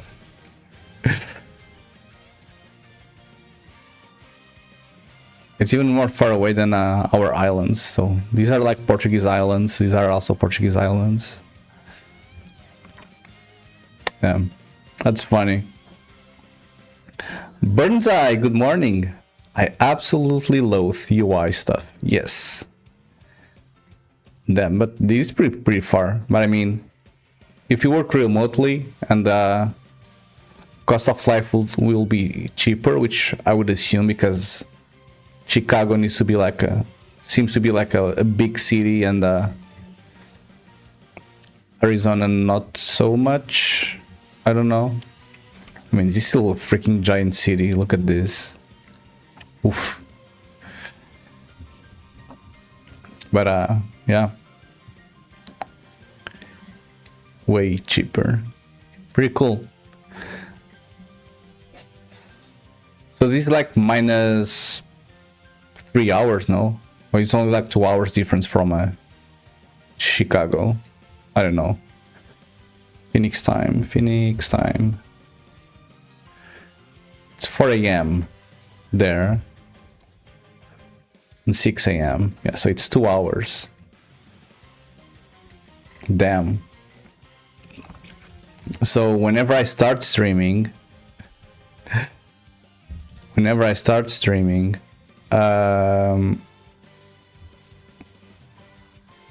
gonna be 2 a.m. So if you are a late owl, whenever you go to sleep, that's when I start streaming. Our rent in Chicago is 20% more than our house. That would make sense. I mean, that's kind of the same reason why I bought this place as well. Because I was renting a house and, not a house, like an apartment. And rent was like the same value for a smaller apartment than the house that I have. So, and I was essentially wasting money every month because it wasn't contributing to me owning anything. So on average, it's always better to purchase, you know.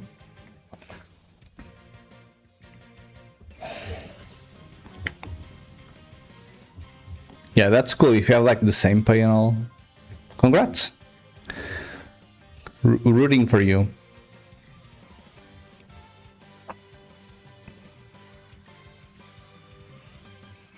One 1,000 square foot house, 2.6.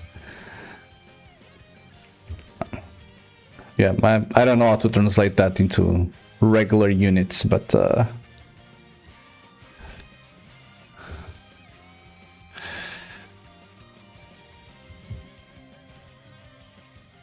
okay.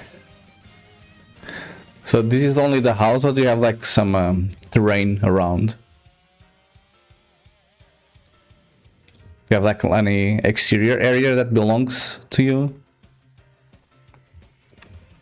That would be pretty cool.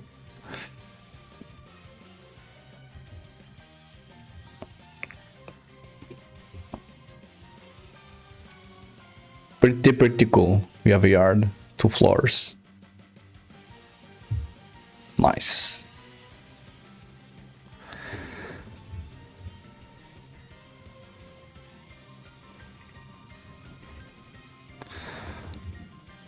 Well, as long as you have a room for visits, you know. So me and Samanat can go and visit. And then we can go and play pinball somewhere. I think that's how it is measured.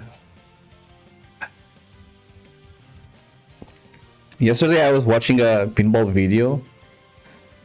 And I think there's a guy that has like a world record for the most amount of pinball machines. But the guy only started collecting during oh, it's Ohio. I thought it was Chicago. But I think he only like started collecting during COVID. But now he has like over 1,000 machines. Now it actually says it's collecting them over 40 years, but I don't know. Maybe during COVID he purchased most of them. As 10. That's still pretty cool. I mean, there's the pinball map. What's it called? Pin side.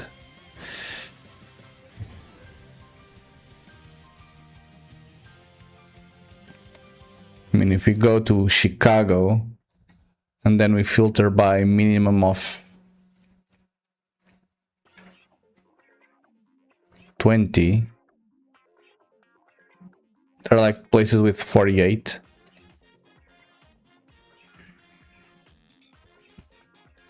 I'm not fixing the mic now. Sir Tankalot. I don't know who this guy is. Oh, rip. Whoops. Yeah, I don't know if these are like just private people. I don't know if these are like stores that are open for people to go there. Maybe the stores are only these ones. Arcade with 22.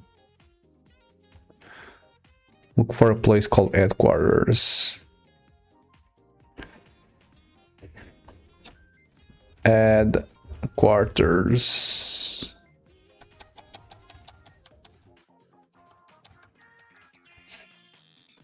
Doesn't work.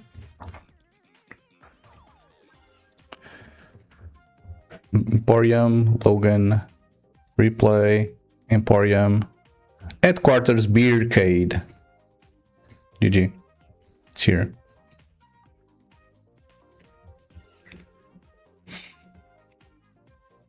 Under new management. River North. Best of Chicago. Happy Hour.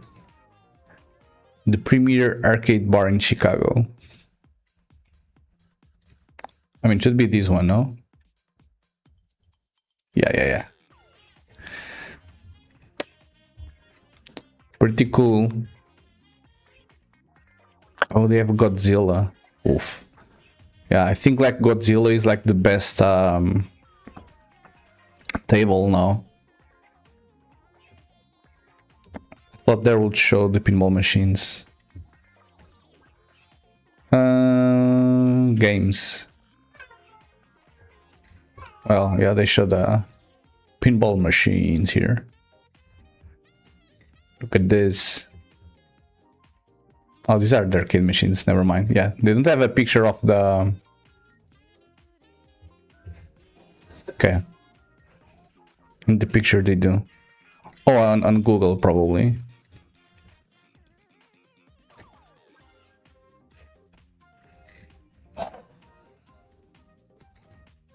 Learn more. Oh, look at this. Beautiful. No. Go back. Go back. Go back. Oh, look at this. Don't grow up. It's a trap. That's pretty funny. Yeah, this is really cool. This is really cool. Yeah, but I think like Godzilla is like the #1 machine right now. I mean, it's like the one that has like the highest rating. Yeah, Godzilla. 9.1 out of 2500 ratings. And it's a fairly recent machine. It's like from 2021.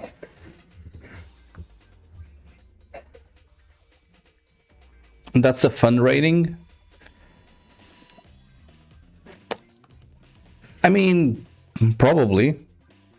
That's a rating based on how people enjoy playing the game, so I would say yes. It's probably easy both in terms of fun and graphics and how the missions play, how the sound design is built in, like the interactive screen and all of that. It's like, I think it's just like an overall rating. Hey, it's pretty cool. Okay, let's buy one with all of my Twitch money. I mean, not too bad. 7,000. Not terrible.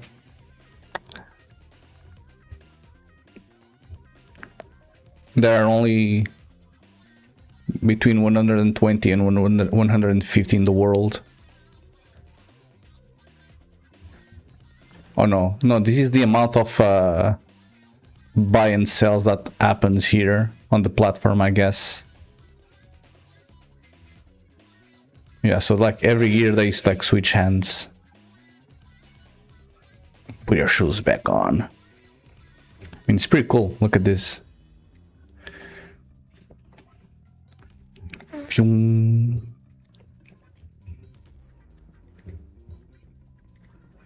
It's like very colorful and all.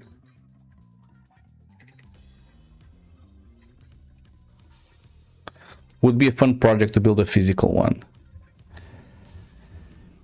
I thought about it. So I've been thinking about maybe purchasing an old one and trying to restore it. The thing is, there aren't machines in Portugal, so I would need to find a machine somewhere else, meaning that I'll probably need to drive there and pick it up. Again, I know that in the US it's like very common for you guys to like drive for 10 hours to go somewhere. In Europe, that's not normal. But yeah, maybe I could go to Spain or France or somewhere and pick up a machine.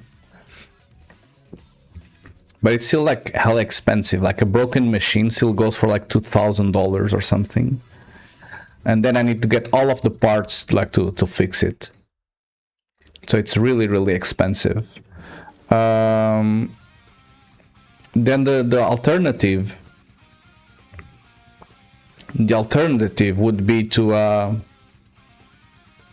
as you are saying, to build a physical one. But how do you intend to do that? You know, because you still will need the graphics. I mean, you can't purchase you can't purchase all of these parts on your own, you know, to build it yourself. I mean, you probably can, but it will end up being more expensive than the actual table. And then it has like all the programming, all the coding that goes into the game itself, and that will be missing. So maybe you could have your own table that you would try to make, but then you need to like purchase like these rails with like specific shapes, and I don't know where you can get these. But I feel like that would be even more expensive. I read on Reddit, some guy was building a machine and he was like purchasing his own parts, and he was coding the thing itself, and it was already $2,000 down the gutter, and he only had like a basic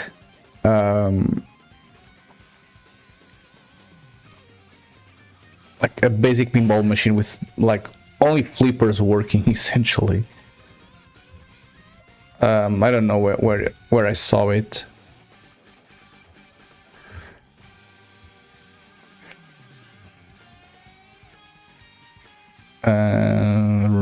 Reddit pinball.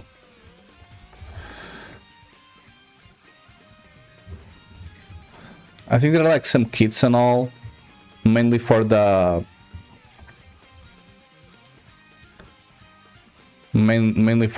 what's it called?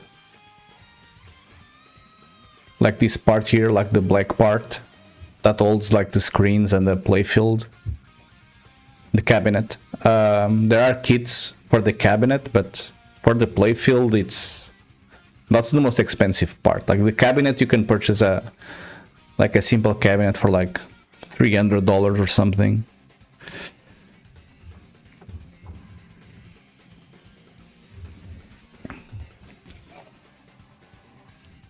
It's pretty cool. Like this guy made it in.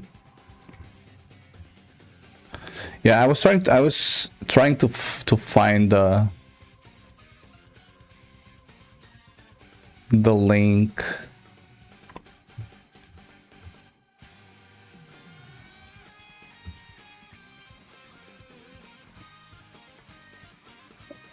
I was trying to see if I could find it, but yeah, there's a guy saying, yeah, I've been working on it for 2 or 3 years already. I've already spent like $2,000, and the game, it's not even a game. Oh, I think it was this one. Yeah, this one. It's pretty hard and very expensive. I made an extremely simple homebrew a few years ago. No cabinet, no back box, just a playfield and some sawhorses with flippers, slingshots, an orbit, and a drop target bank with a Raspberry Pi to handle scoring. It's about the simplest thing I could reasonably call a pinball machine, and material costs alone was more than $2,000.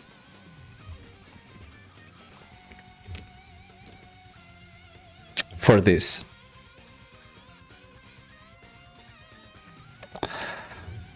So I would rather buy an old one at this point, you know, and try to fix it slowly. But yeah, if this costs like $2,000, then there's no point in you building your own.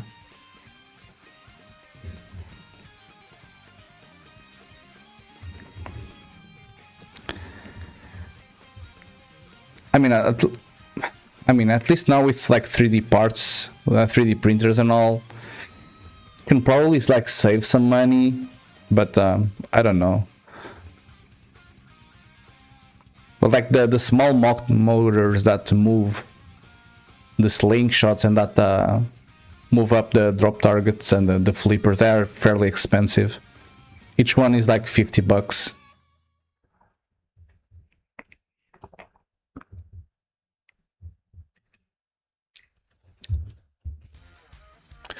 Or the alternative, which I'm also considering. The alternative, which is fairly cheaper,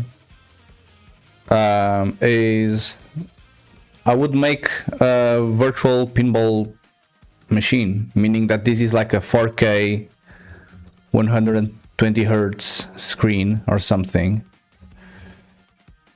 You know, like having a pinball machine with like a screen, and then I would use a visual pinball, which is this program that's what this is actually used for, you know. And then you can have like any table with it. So maybe as an entry point, this makes a little bit more sense, because then you can play pretty much any table. I mean, I'm pretty sure they even have like the Godzilla game already.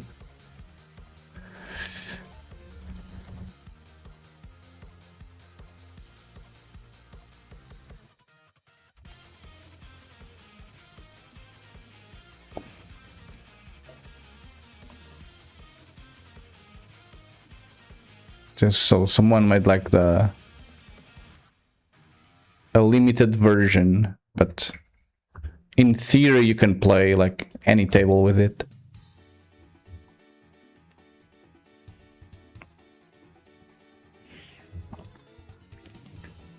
See, and it's essentially the same game, and it's 3D models and all.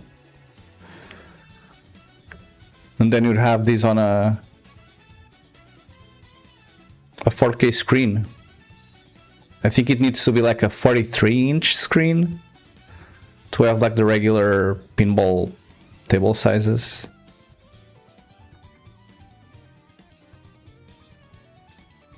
But I mean, it's pretty cool. So maybe I'm leaning more towards this, because the TV alone, like a 4K 120 hertz, like QLED,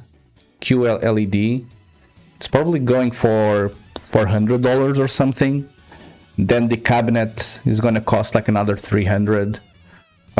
You'll need a secondary monitor for the backboard, but this can be like any regular monitor, doesn't need to be like super high definition. So you can get like one small TV here for, I don't know, like $100 or $150.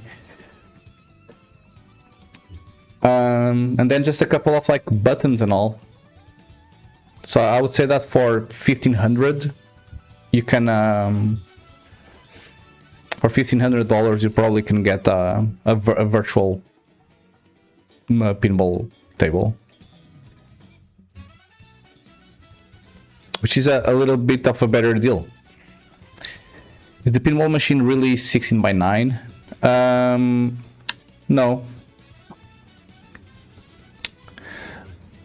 No, it isn't. But it's the best approximation. And you don't have like 16:10 TVs or anything, so...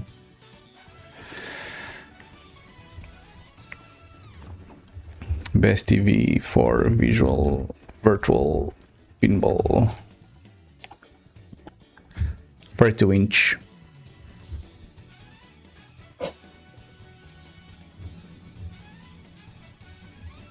I mean, because then the game you can kind of like scale, because it is all like virtual, like you can scale it so it looks like proper and all. And if needed, you can add like black bars to the side.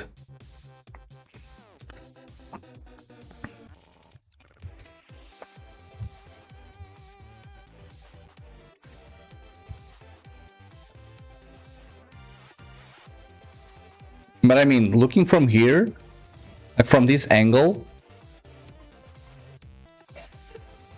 this looks like a real table, you know? It's a TV. Because this already has like the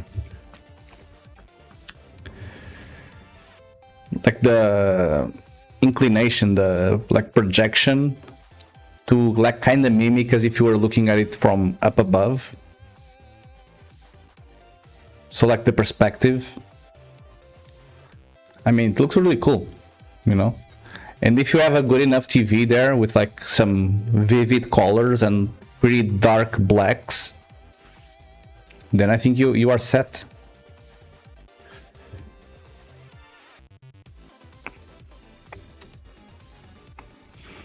I mean, this is a TV.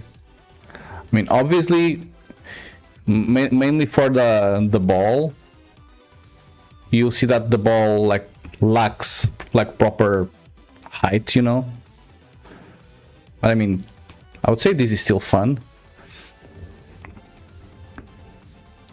And you can probably even add like some shaker motors, so that when the ball hits like some parts, like it makes the table slightly shake or something.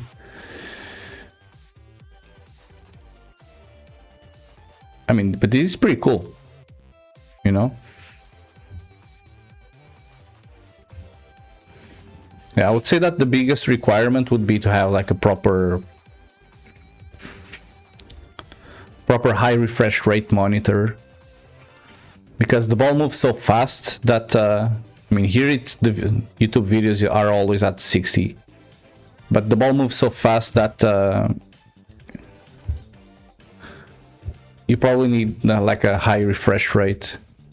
Yeah, like you can see how much like the ball moves per frame on a 60 FPS video. You see, so you kind of need to have like 120. Oh, and then you need a PC. I forgot about the PC. You need a PC to render all of this. And the hardware now is extremely expensive. So maybe you are looking at spending like another 1500 on the PC by itself.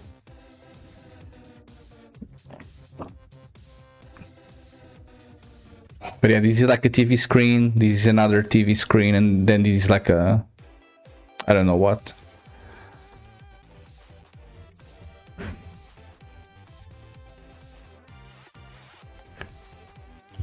Say no to drugs, lol. Yeah, but yeah, I'm considering this. I mean, not now because I'm unemployed, but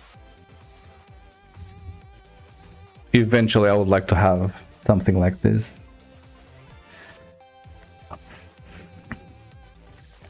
Oh well, someday. Someday.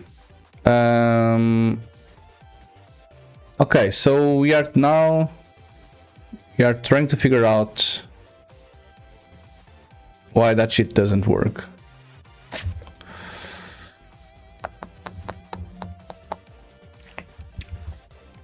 Have you already looked if there are like pinball places near your new house? Maybe there are like even bigger ones there. Haven't checked yet. Well, now it's your chance.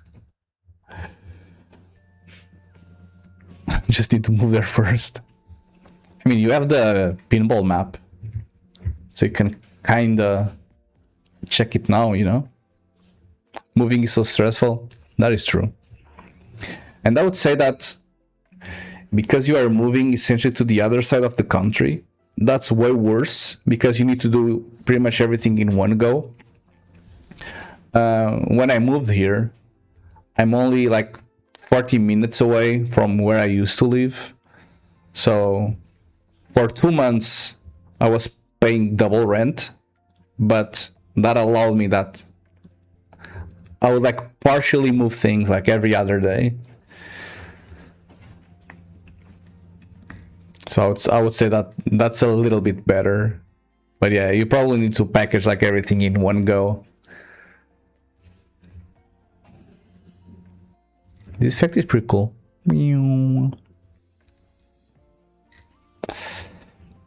Okay, so let's see. One go, one chance. Yeah.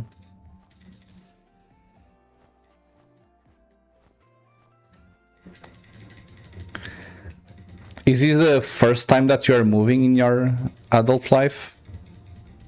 Or after finishing college? I mean, maybe you are already used to it, I don't know.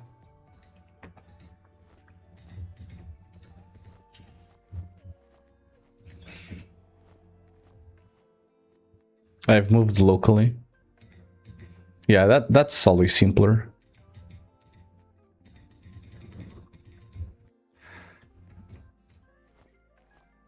But I've always lived in Chicago. Yeah.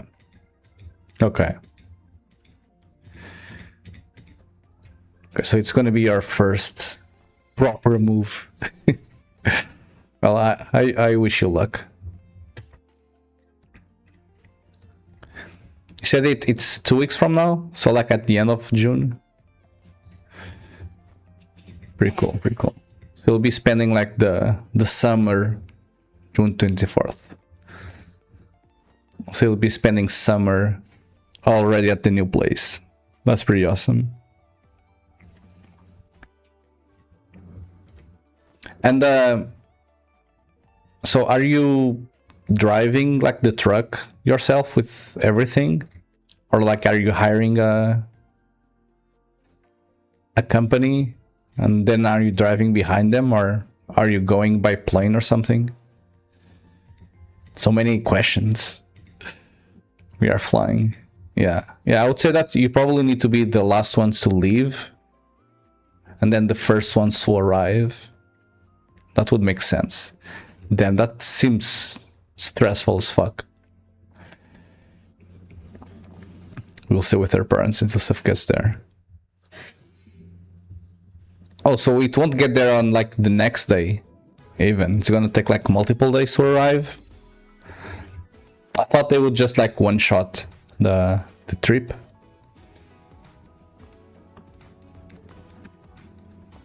I mean, no, it's very far away. So it's like 2,500 kilometers. No, it's probably gonna take like 2 days to arrive. 2 weeks? How? The fuck? That makes no sense. 2 weeks.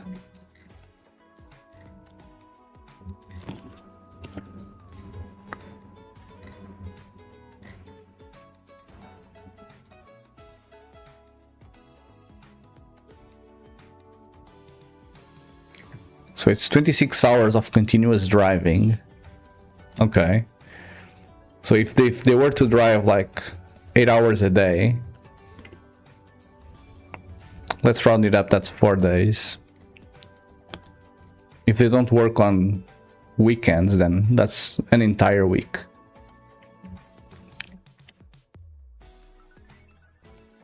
Damn.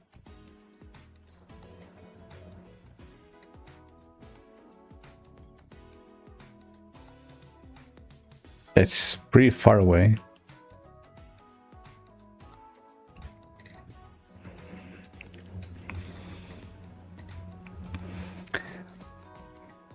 It's gonna go well.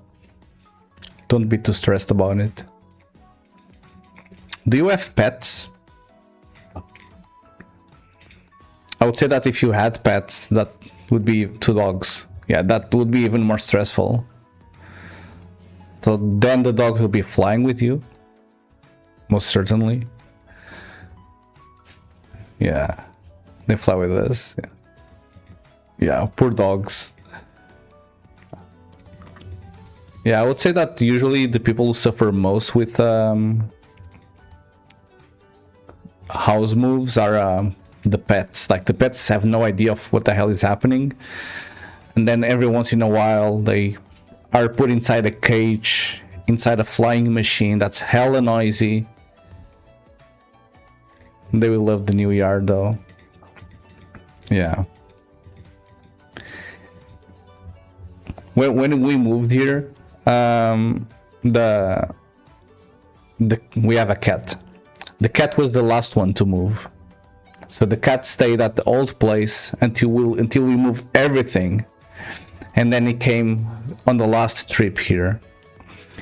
So he would stay there 24/7, and every 2 days we would be sleeping here. So he's for 2 weeks or something, 2 or 3 weeks, he spent half of the time by himself alone, because we would be here and doing like renovation stuff here and all.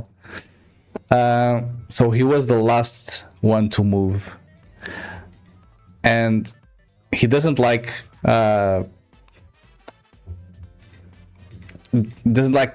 coming by car. I think he had like some situation when he was a baby, so he becomes like very stressed about it. But he kind of behaved nicely in this time, and then when we arrived here, we opened like the little cage for him, and he was like very weirded out because where the hell am I? I've never been here. And then he spent like 45 minutes like going into every room and like smelling every wall, everything, because like all of the furniture was already in place, but he needed to smell everything to make sure that it was like the same thing. And then after like 45 minutes, he found like some place to sleep, and then he just spent the night there. But it was pretty funny, like he was like very curious about the new place, and spent like almost an hour discovering it.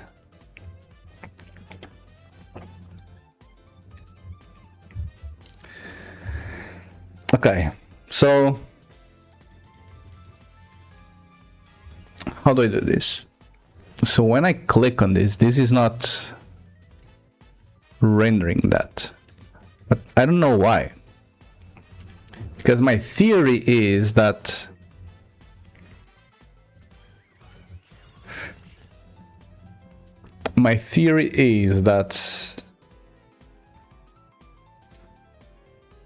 okay, so this gets unselected,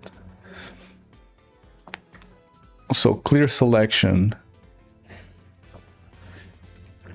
will just like destroy all of the effects. Yes, because running effects is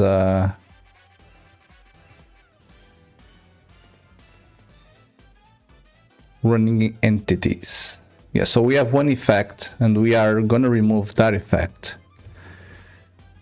Okay, effect properly removed, good job. But then when I select this again,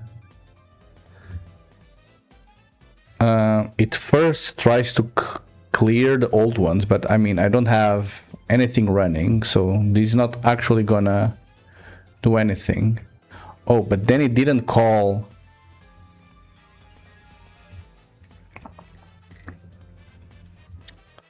Oh, no, it did call, but I just forgot to add it here.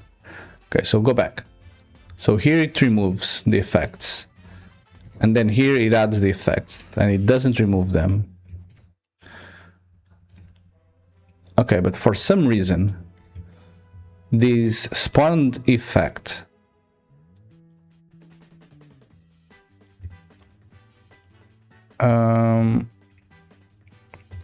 is not like playing.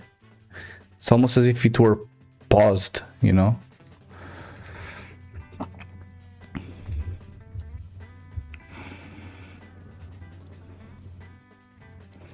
So maybe what I need to do, so I'm already passing a be reset loop here. So maybe what I need to do is, if this effect is a new one, then maybe I just set reset loop to true, just to like force it to replay, because maybe it started it's starting as paused or something. We'll see. GG, it crashed.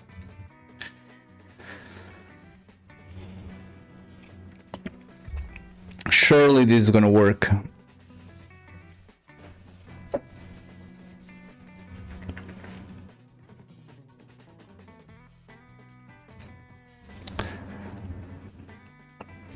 I wonder if there's like a pinball marketplace.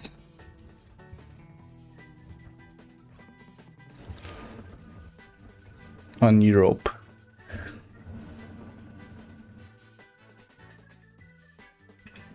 Pinball Shop DE. Obviously the Germans. Pinball Center. Pinball Machines. Un bellissimo Terminator 2. Piano di gioco laccato. Elastici nuovi. Damn. Almost 5,000.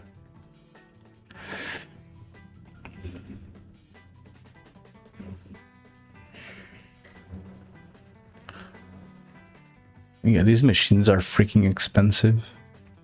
Oof. Yeah, I don't think I'll ever be able to buy these unless I find another American job. LeadGeek, is your company hiring remotely from Portugal? I would be down. I need them monies. I kinda hate web development though, but they don't need to know about that.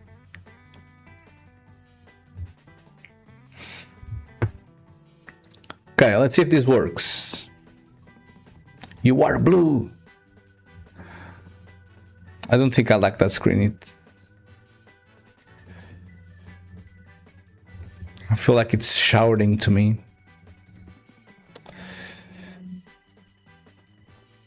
Okay, I mean, GG, it fixed it. So, for some reason, that thing is like starting as a disabled.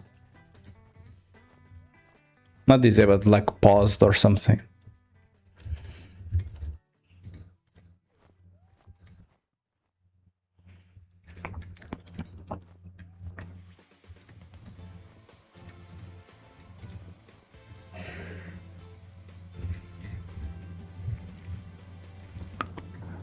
Okay, can I have multiple selected and do this? And they all work. And if I select this and then this and then this, and then this and then this and then this. Oh, so I unselected it, but it didn't remove it.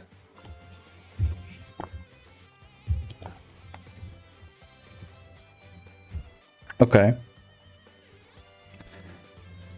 So maybe I can fix that as well. Why not?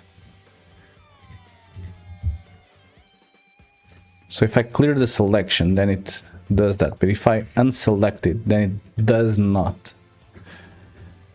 I mean, it does clear the flag, but it does not clear the effect. So maybe let's try and fix that now.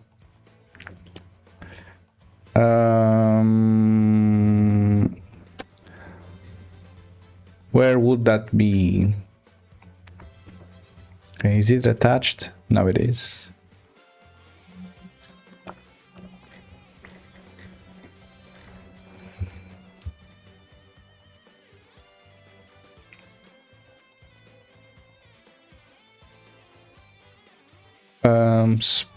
Spawn point effect. It's coming from here, which is coming from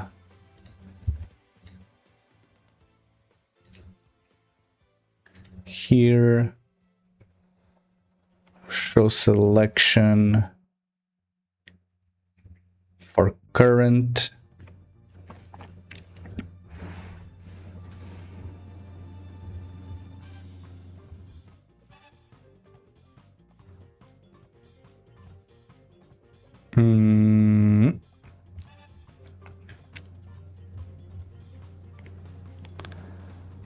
Show selection for entity.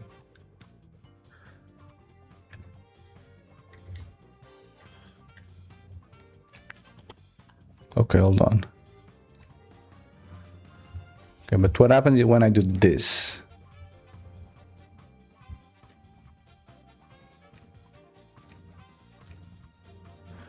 Okay, so this is kind of odd because now it's rendering the circle, but when I click on it, it stops rendering the circle.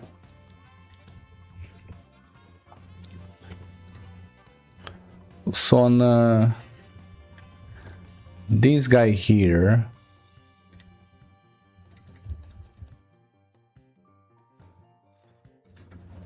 it's probably stopping on hide selection for entity, maybe.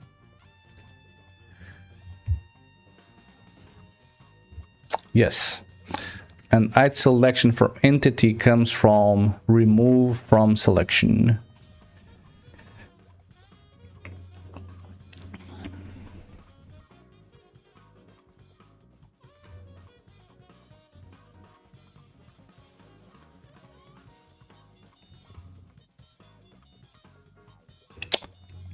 Okay.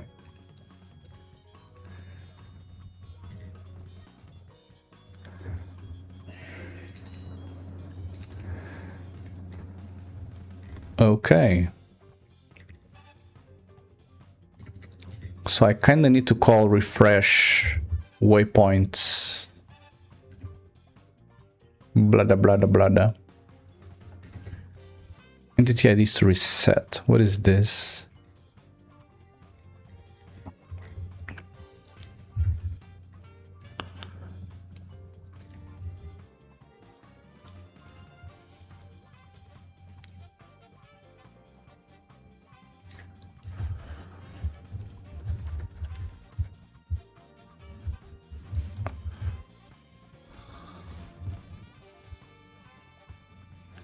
Entity IDs to reset. What value is this? Okay, so most of the times it's empty. But then every once in a while, it takes a selected manually rally entities to reset. But I mean, this is for unselecting, so it's not resetting anything. Okay. Okay, so maybe this is gonna work. Let's see. So if I now build this,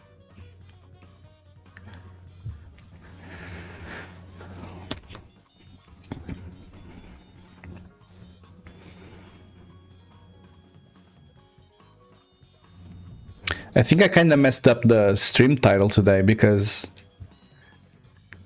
whatever I said I was going to work on today, which is the purchasing multiple units, I think it's only going to be like the afternoon task. So yeah. So I'll probably need to change the VOD title when this ends.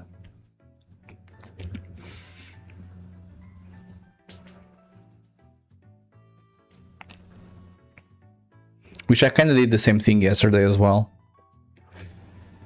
Okay, live coding successful. Okay, I wonder now if this is gonna work. Oh, look at that, beautiful. So if I have these three guys here, I need to remove that thing from there. But now I can individually toggle and untoggle. Pretty cool. Good job. Good job. Hooray.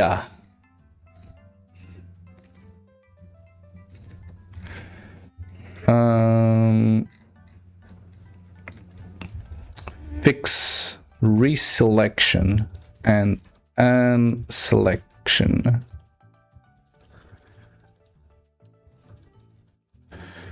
Waypoint visualization.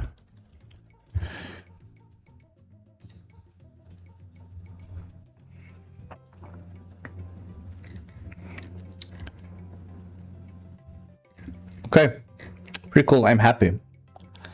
I'm happy. So I think I can create a PR for this. I mean, this is all sorts of different tasks on the same thing, but it is what it is. I mean, these kind of took a little bit more time. I made several things, 1 hour.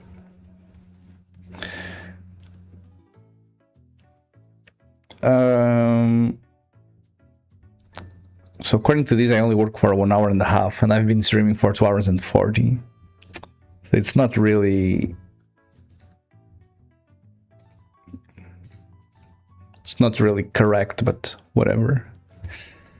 Okay, let's create the PR. So we go to GitHub. We create the PR now. I'll just call it multiple fixes.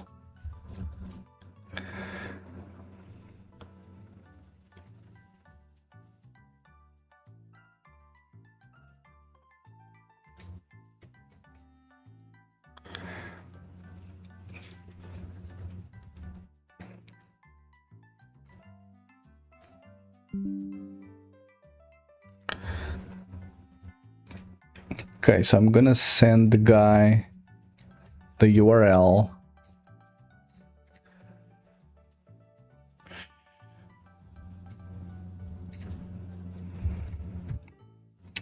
Oops.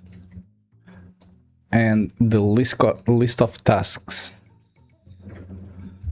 that I worked on. This. Sorry, I'm doing it on the other PC, just not to leak my Discord.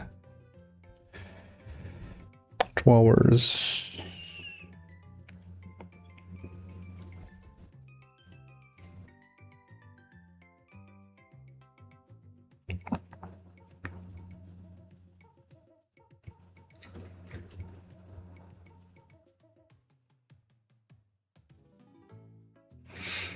Okay, I think I'm gonna add some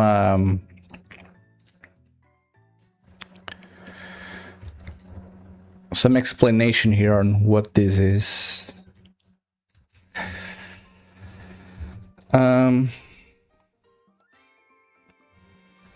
If a fortress was selected, then we cleared the selection and selected the same fortress again, the waypoint wouldn't render.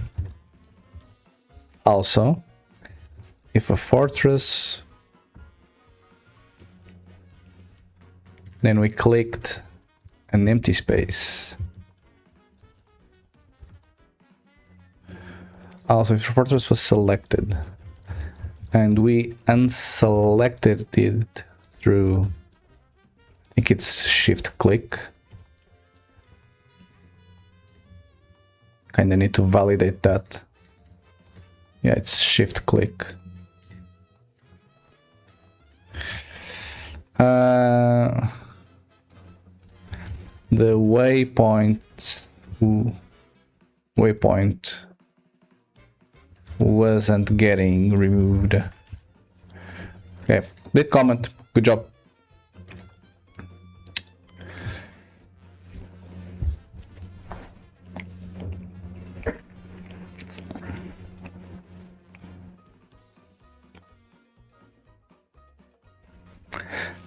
Okay, so I think that now we can finally start.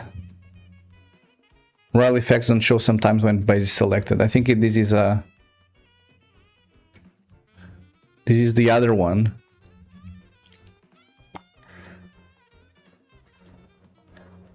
This is the other one that I fixed.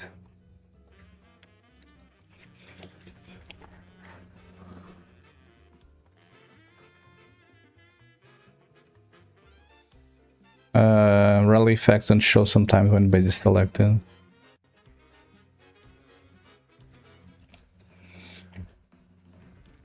I don't know. I'm gonna put this. Doesn't matter.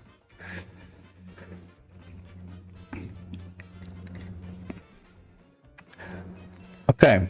I think that now I can finally start working on this task. Good job. What did I pay through PayPal? ChatGPT Plus subscription. Waste of money. Okay. So I'm gonna stop Unreal now. And I'm gonna probably create another branch out of main. New branch. Okay, what is this called? Purchasing multiple units. Purchase multiple units.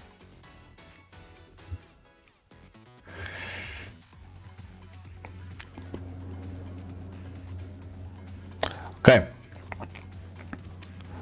Let's first compile this, because now it's gonna take a little longer to compile for the first time. I mean, I'm kind of living in a 10 minutes, but YOLO.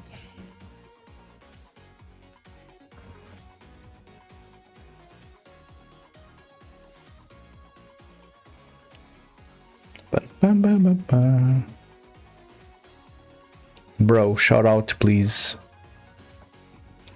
Hello. Tofiki Mudo. Weird name, weird to spell. How's it going? Welcome to the stream. My name is Dudezord, and I make games on Twitch. And today I'm working on this Unreal Engine game, which is a real-time strategy. You too wrong, bro. Yeah, I mean, you have a complicated username, it's not my fault.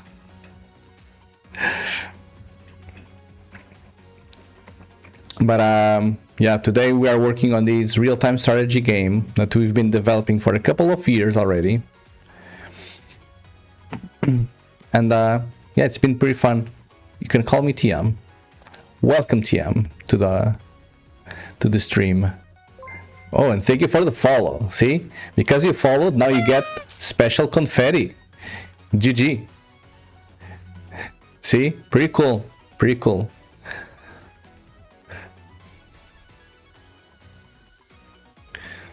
Okay, what does your username mean? Is it like a name?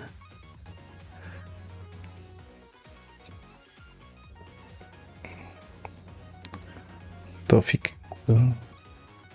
Bro, new in game dev. Are you new in game development? That's pretty cool. Game dev is very challenging. There are tons of stuff that you need to do. Okay, so for this task,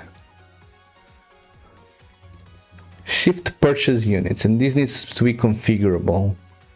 Okay, so I would say that we can start by probably creating the configuration.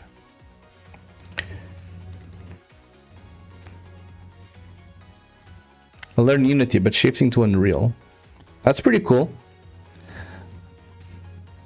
Any reason why you are choosing Unreal over Unity? I would say that if you are starting, Unity is a little bit more novice friendly. Unreal is going to be a little bit more complicated as a first engine, I would say. Okay, so maybe I'll want to add this over gameplay, I guess. What does it say? Gameplay settings submenu? Maybe. Okay, if I minimize these and I play the game, I love the graphics of Unreal. I mean, to be completely honest, you are able to get the same graphical fidelity with Unity as well. The thing is Unreal is way more optimized for more workflows other than games only. So for example, I've been using Unreal for 6 years already, but most of those years were working for like projects for television, you know, like virtual sets, virtual 3D sets for television. Then because those tend to be like huge and they need to run in real time and all of that, Unreal was better for that reason, because you can essentially throw any sized asset to it, because they have the what's it called? It's not Niagara. It's a nanite, which means that it runs any gigabyte-sized 3D model that you throw at it, and it's going to render like very well. But in terms of graphics, I mean, you can get pretty cool graphics with Unity. So, I don't know. The thing is that if you know how to 3D model, and you know how to 3D model well, then you can probably get the best results coming from Unreal. But if you don't know how to 3D model that well, and you are still gonna be the one doing that stuff, then I would say that Unreal is like way too overpowered for your needs. I mean, you can clearly say, you can clearly see that we didn't choose Unreal for the graphics, you know. This game, it's not like that demanding in terms of GPU, but Unreal was the only possible engine that we could use for this type of game, because it runs faster for this type of scenario.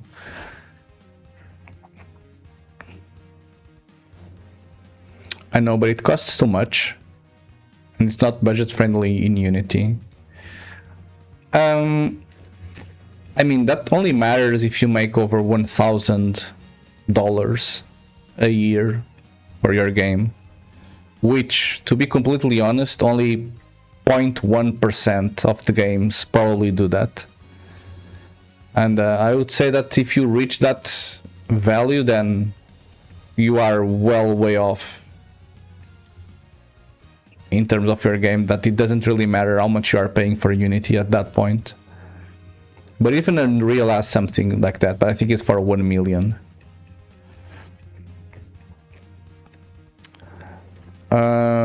Okay, let me check this menu. Oh, they changed the thing there. Okay, settings. Okay, they were saying that probably I would put it under gameplay.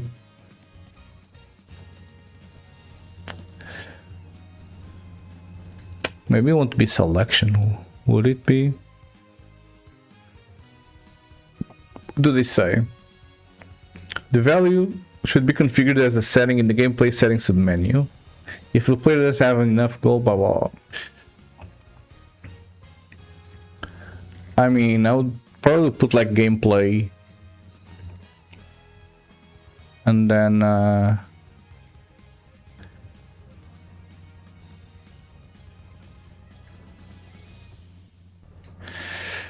I'm new to your channel. Can you tell me about your game? Absolutely. Well, the thing is, I have multiple games going, but essentially, this is a real-time strategy game that is called Standalone, and it's essentially a real-time version of Risk, the board game. So if you know Risk, the ones when you have like the world map, and you have like little soldiers, and you roll the dice and you move soldiers around, try to conquer more and more regions. That's kind of like the same thing, but this runs in real time, and it supports up to 20 players. And I mean, I do have the video playing right there, so you can also see how the game goes. But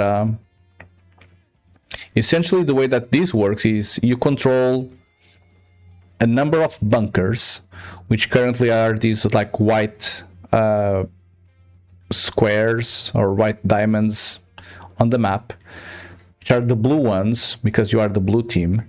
And you can purchase units, you know, and you have like a queue of units that you can purchase, and then you can command units around, so you can like move the units from one place to the other.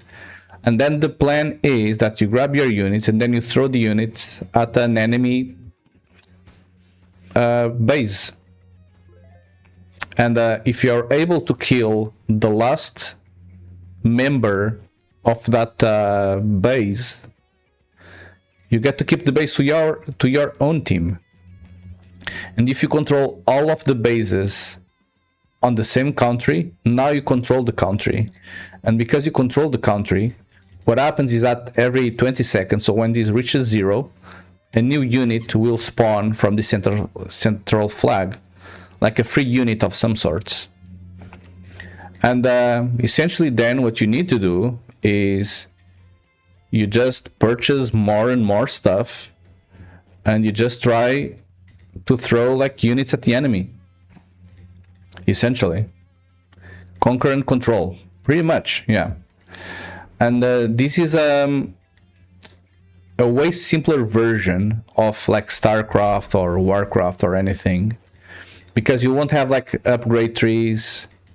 You don't need to have like inventory of items or anything. So it's really, you purchase units and you throw units at the enemy. And we have different types of units. So we have riflemen, we have medics. So medics like restore the HP for your current units. We have mortars, which are these ones, which throw projectiles. We have captains, which are riflemen, but like stronger. And then we have another like vehicles. And then I would say that the cool part, or the coolest part about this game, is not the fact that you can control these through the land. That's okay, I guess. But the cool part about this is if you conquer one of these bases that exist near the water, then you can actually purchase a boat.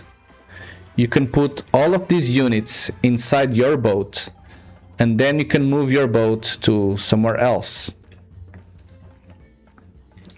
you know, and you can like unload your units there. So now I just moved all of my mortars here, and now I'm conquering like a different side of the world. And I could do the same thing now, where I grab this and I'm gonna throw this boat, and we'll try to go for Iceland, you know, why not? So you can see like the boat will travel like automatically. And off it goes. It's pretty cool. We also have destructive terrain, meaning that, for example, if you have this bunker and you want to go to Spain, so this is Portugal, this is Spain. If you are this bunker and you want to go there, regularly you need to like walk all the way around. But because this is destructible, you can actually just destroy this tree line and then you can go through it directly, which is pretty cool as well.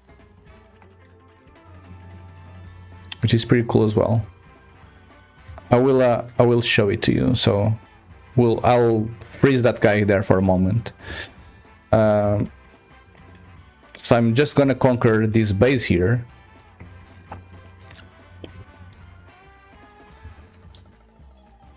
Obviously I play these like very slowly. I'm not like the main player for this type of games.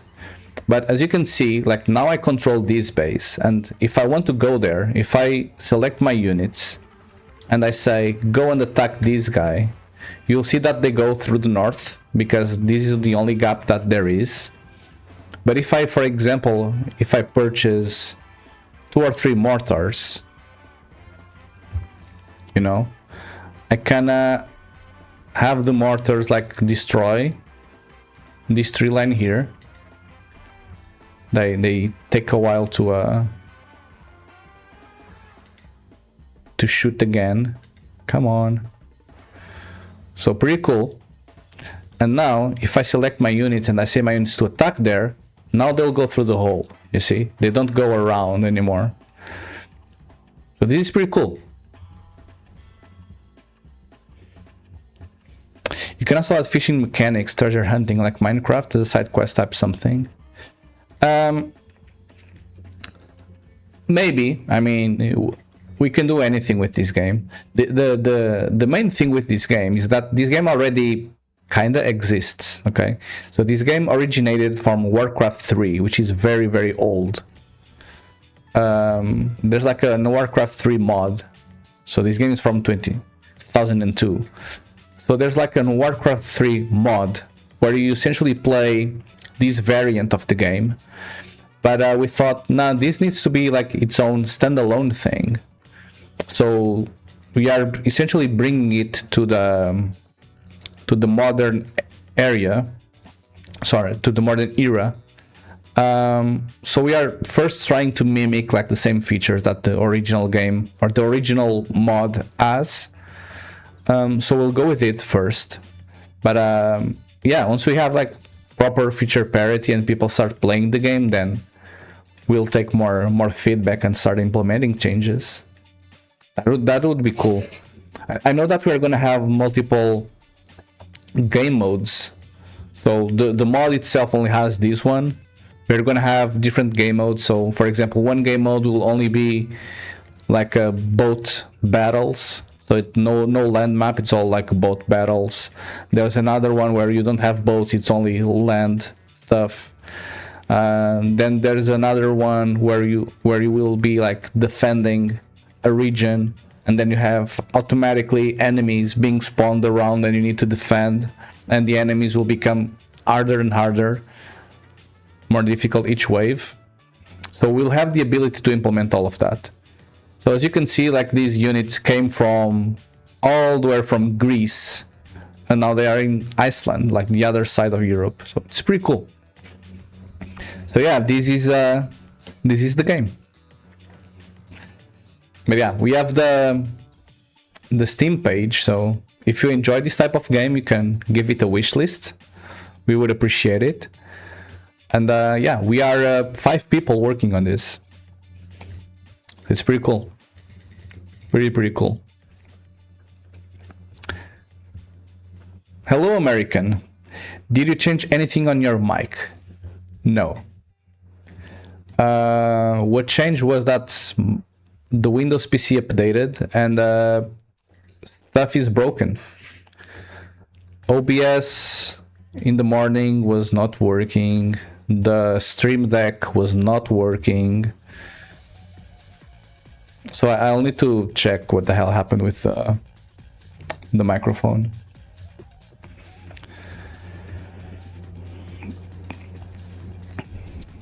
Okay, so this is the game.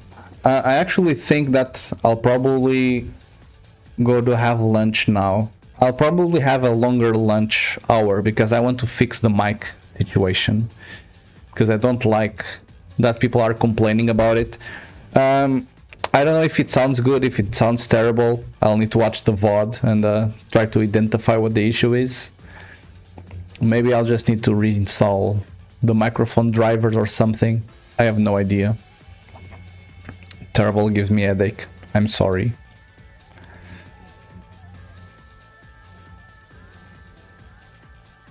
Sorry, but I don't have a Steam account. But if you say, I can help you on something else. Not really. I mean, you're already following the channel, so if you appear here every once in a while, you know, and keep me same company and we can talk about games and stuff, that will be enough. That will be enough. I mean, it's 1 p.m. where I live, so I actually think that I'm going for lunch now. Because the wife is still home, so now I have company for lunch, which I usually don't have. So everyone, thank you very much for keeping me company on this beautiful morning of Thursday, I guess. On the afternoon, we'll continue working on standalone to meet 5 p.m. I see. So you are probably in Russia or something. I don't know. So yeah, on the afternoon, we'll continue working from Pakistan. Oh, that's pretty cool. GG. Pakistan, really nice, really nice. Besides India, yeah, I'm aware. That's pretty cool. Well, welcome to the stream. So I'm gonna go for lunch now. I'm gonna do a 1 hour break where I'm gonna have lunch with my incredible, amazing wife. And then on the afternoon stream, I'll get back and I will continue working on a standalone where we will be implementing multiple unit purchases. So currently right now, if you click once on the button, it buys 1 unit, and we need to change it. So if we do shift click, then it buys multiple of them, but that amount that it buys needs to be configurable through the settings menu. So we'll need to plug all of this. But yeah, that will be the afternoon stream. So I'm gonna leave now. I'm gonna be back in around 1 hour, probably a little bit more, because I'll try to figure out what is the microphone situation. And yeah, I appreciate you all, and I see you later. Bye bye.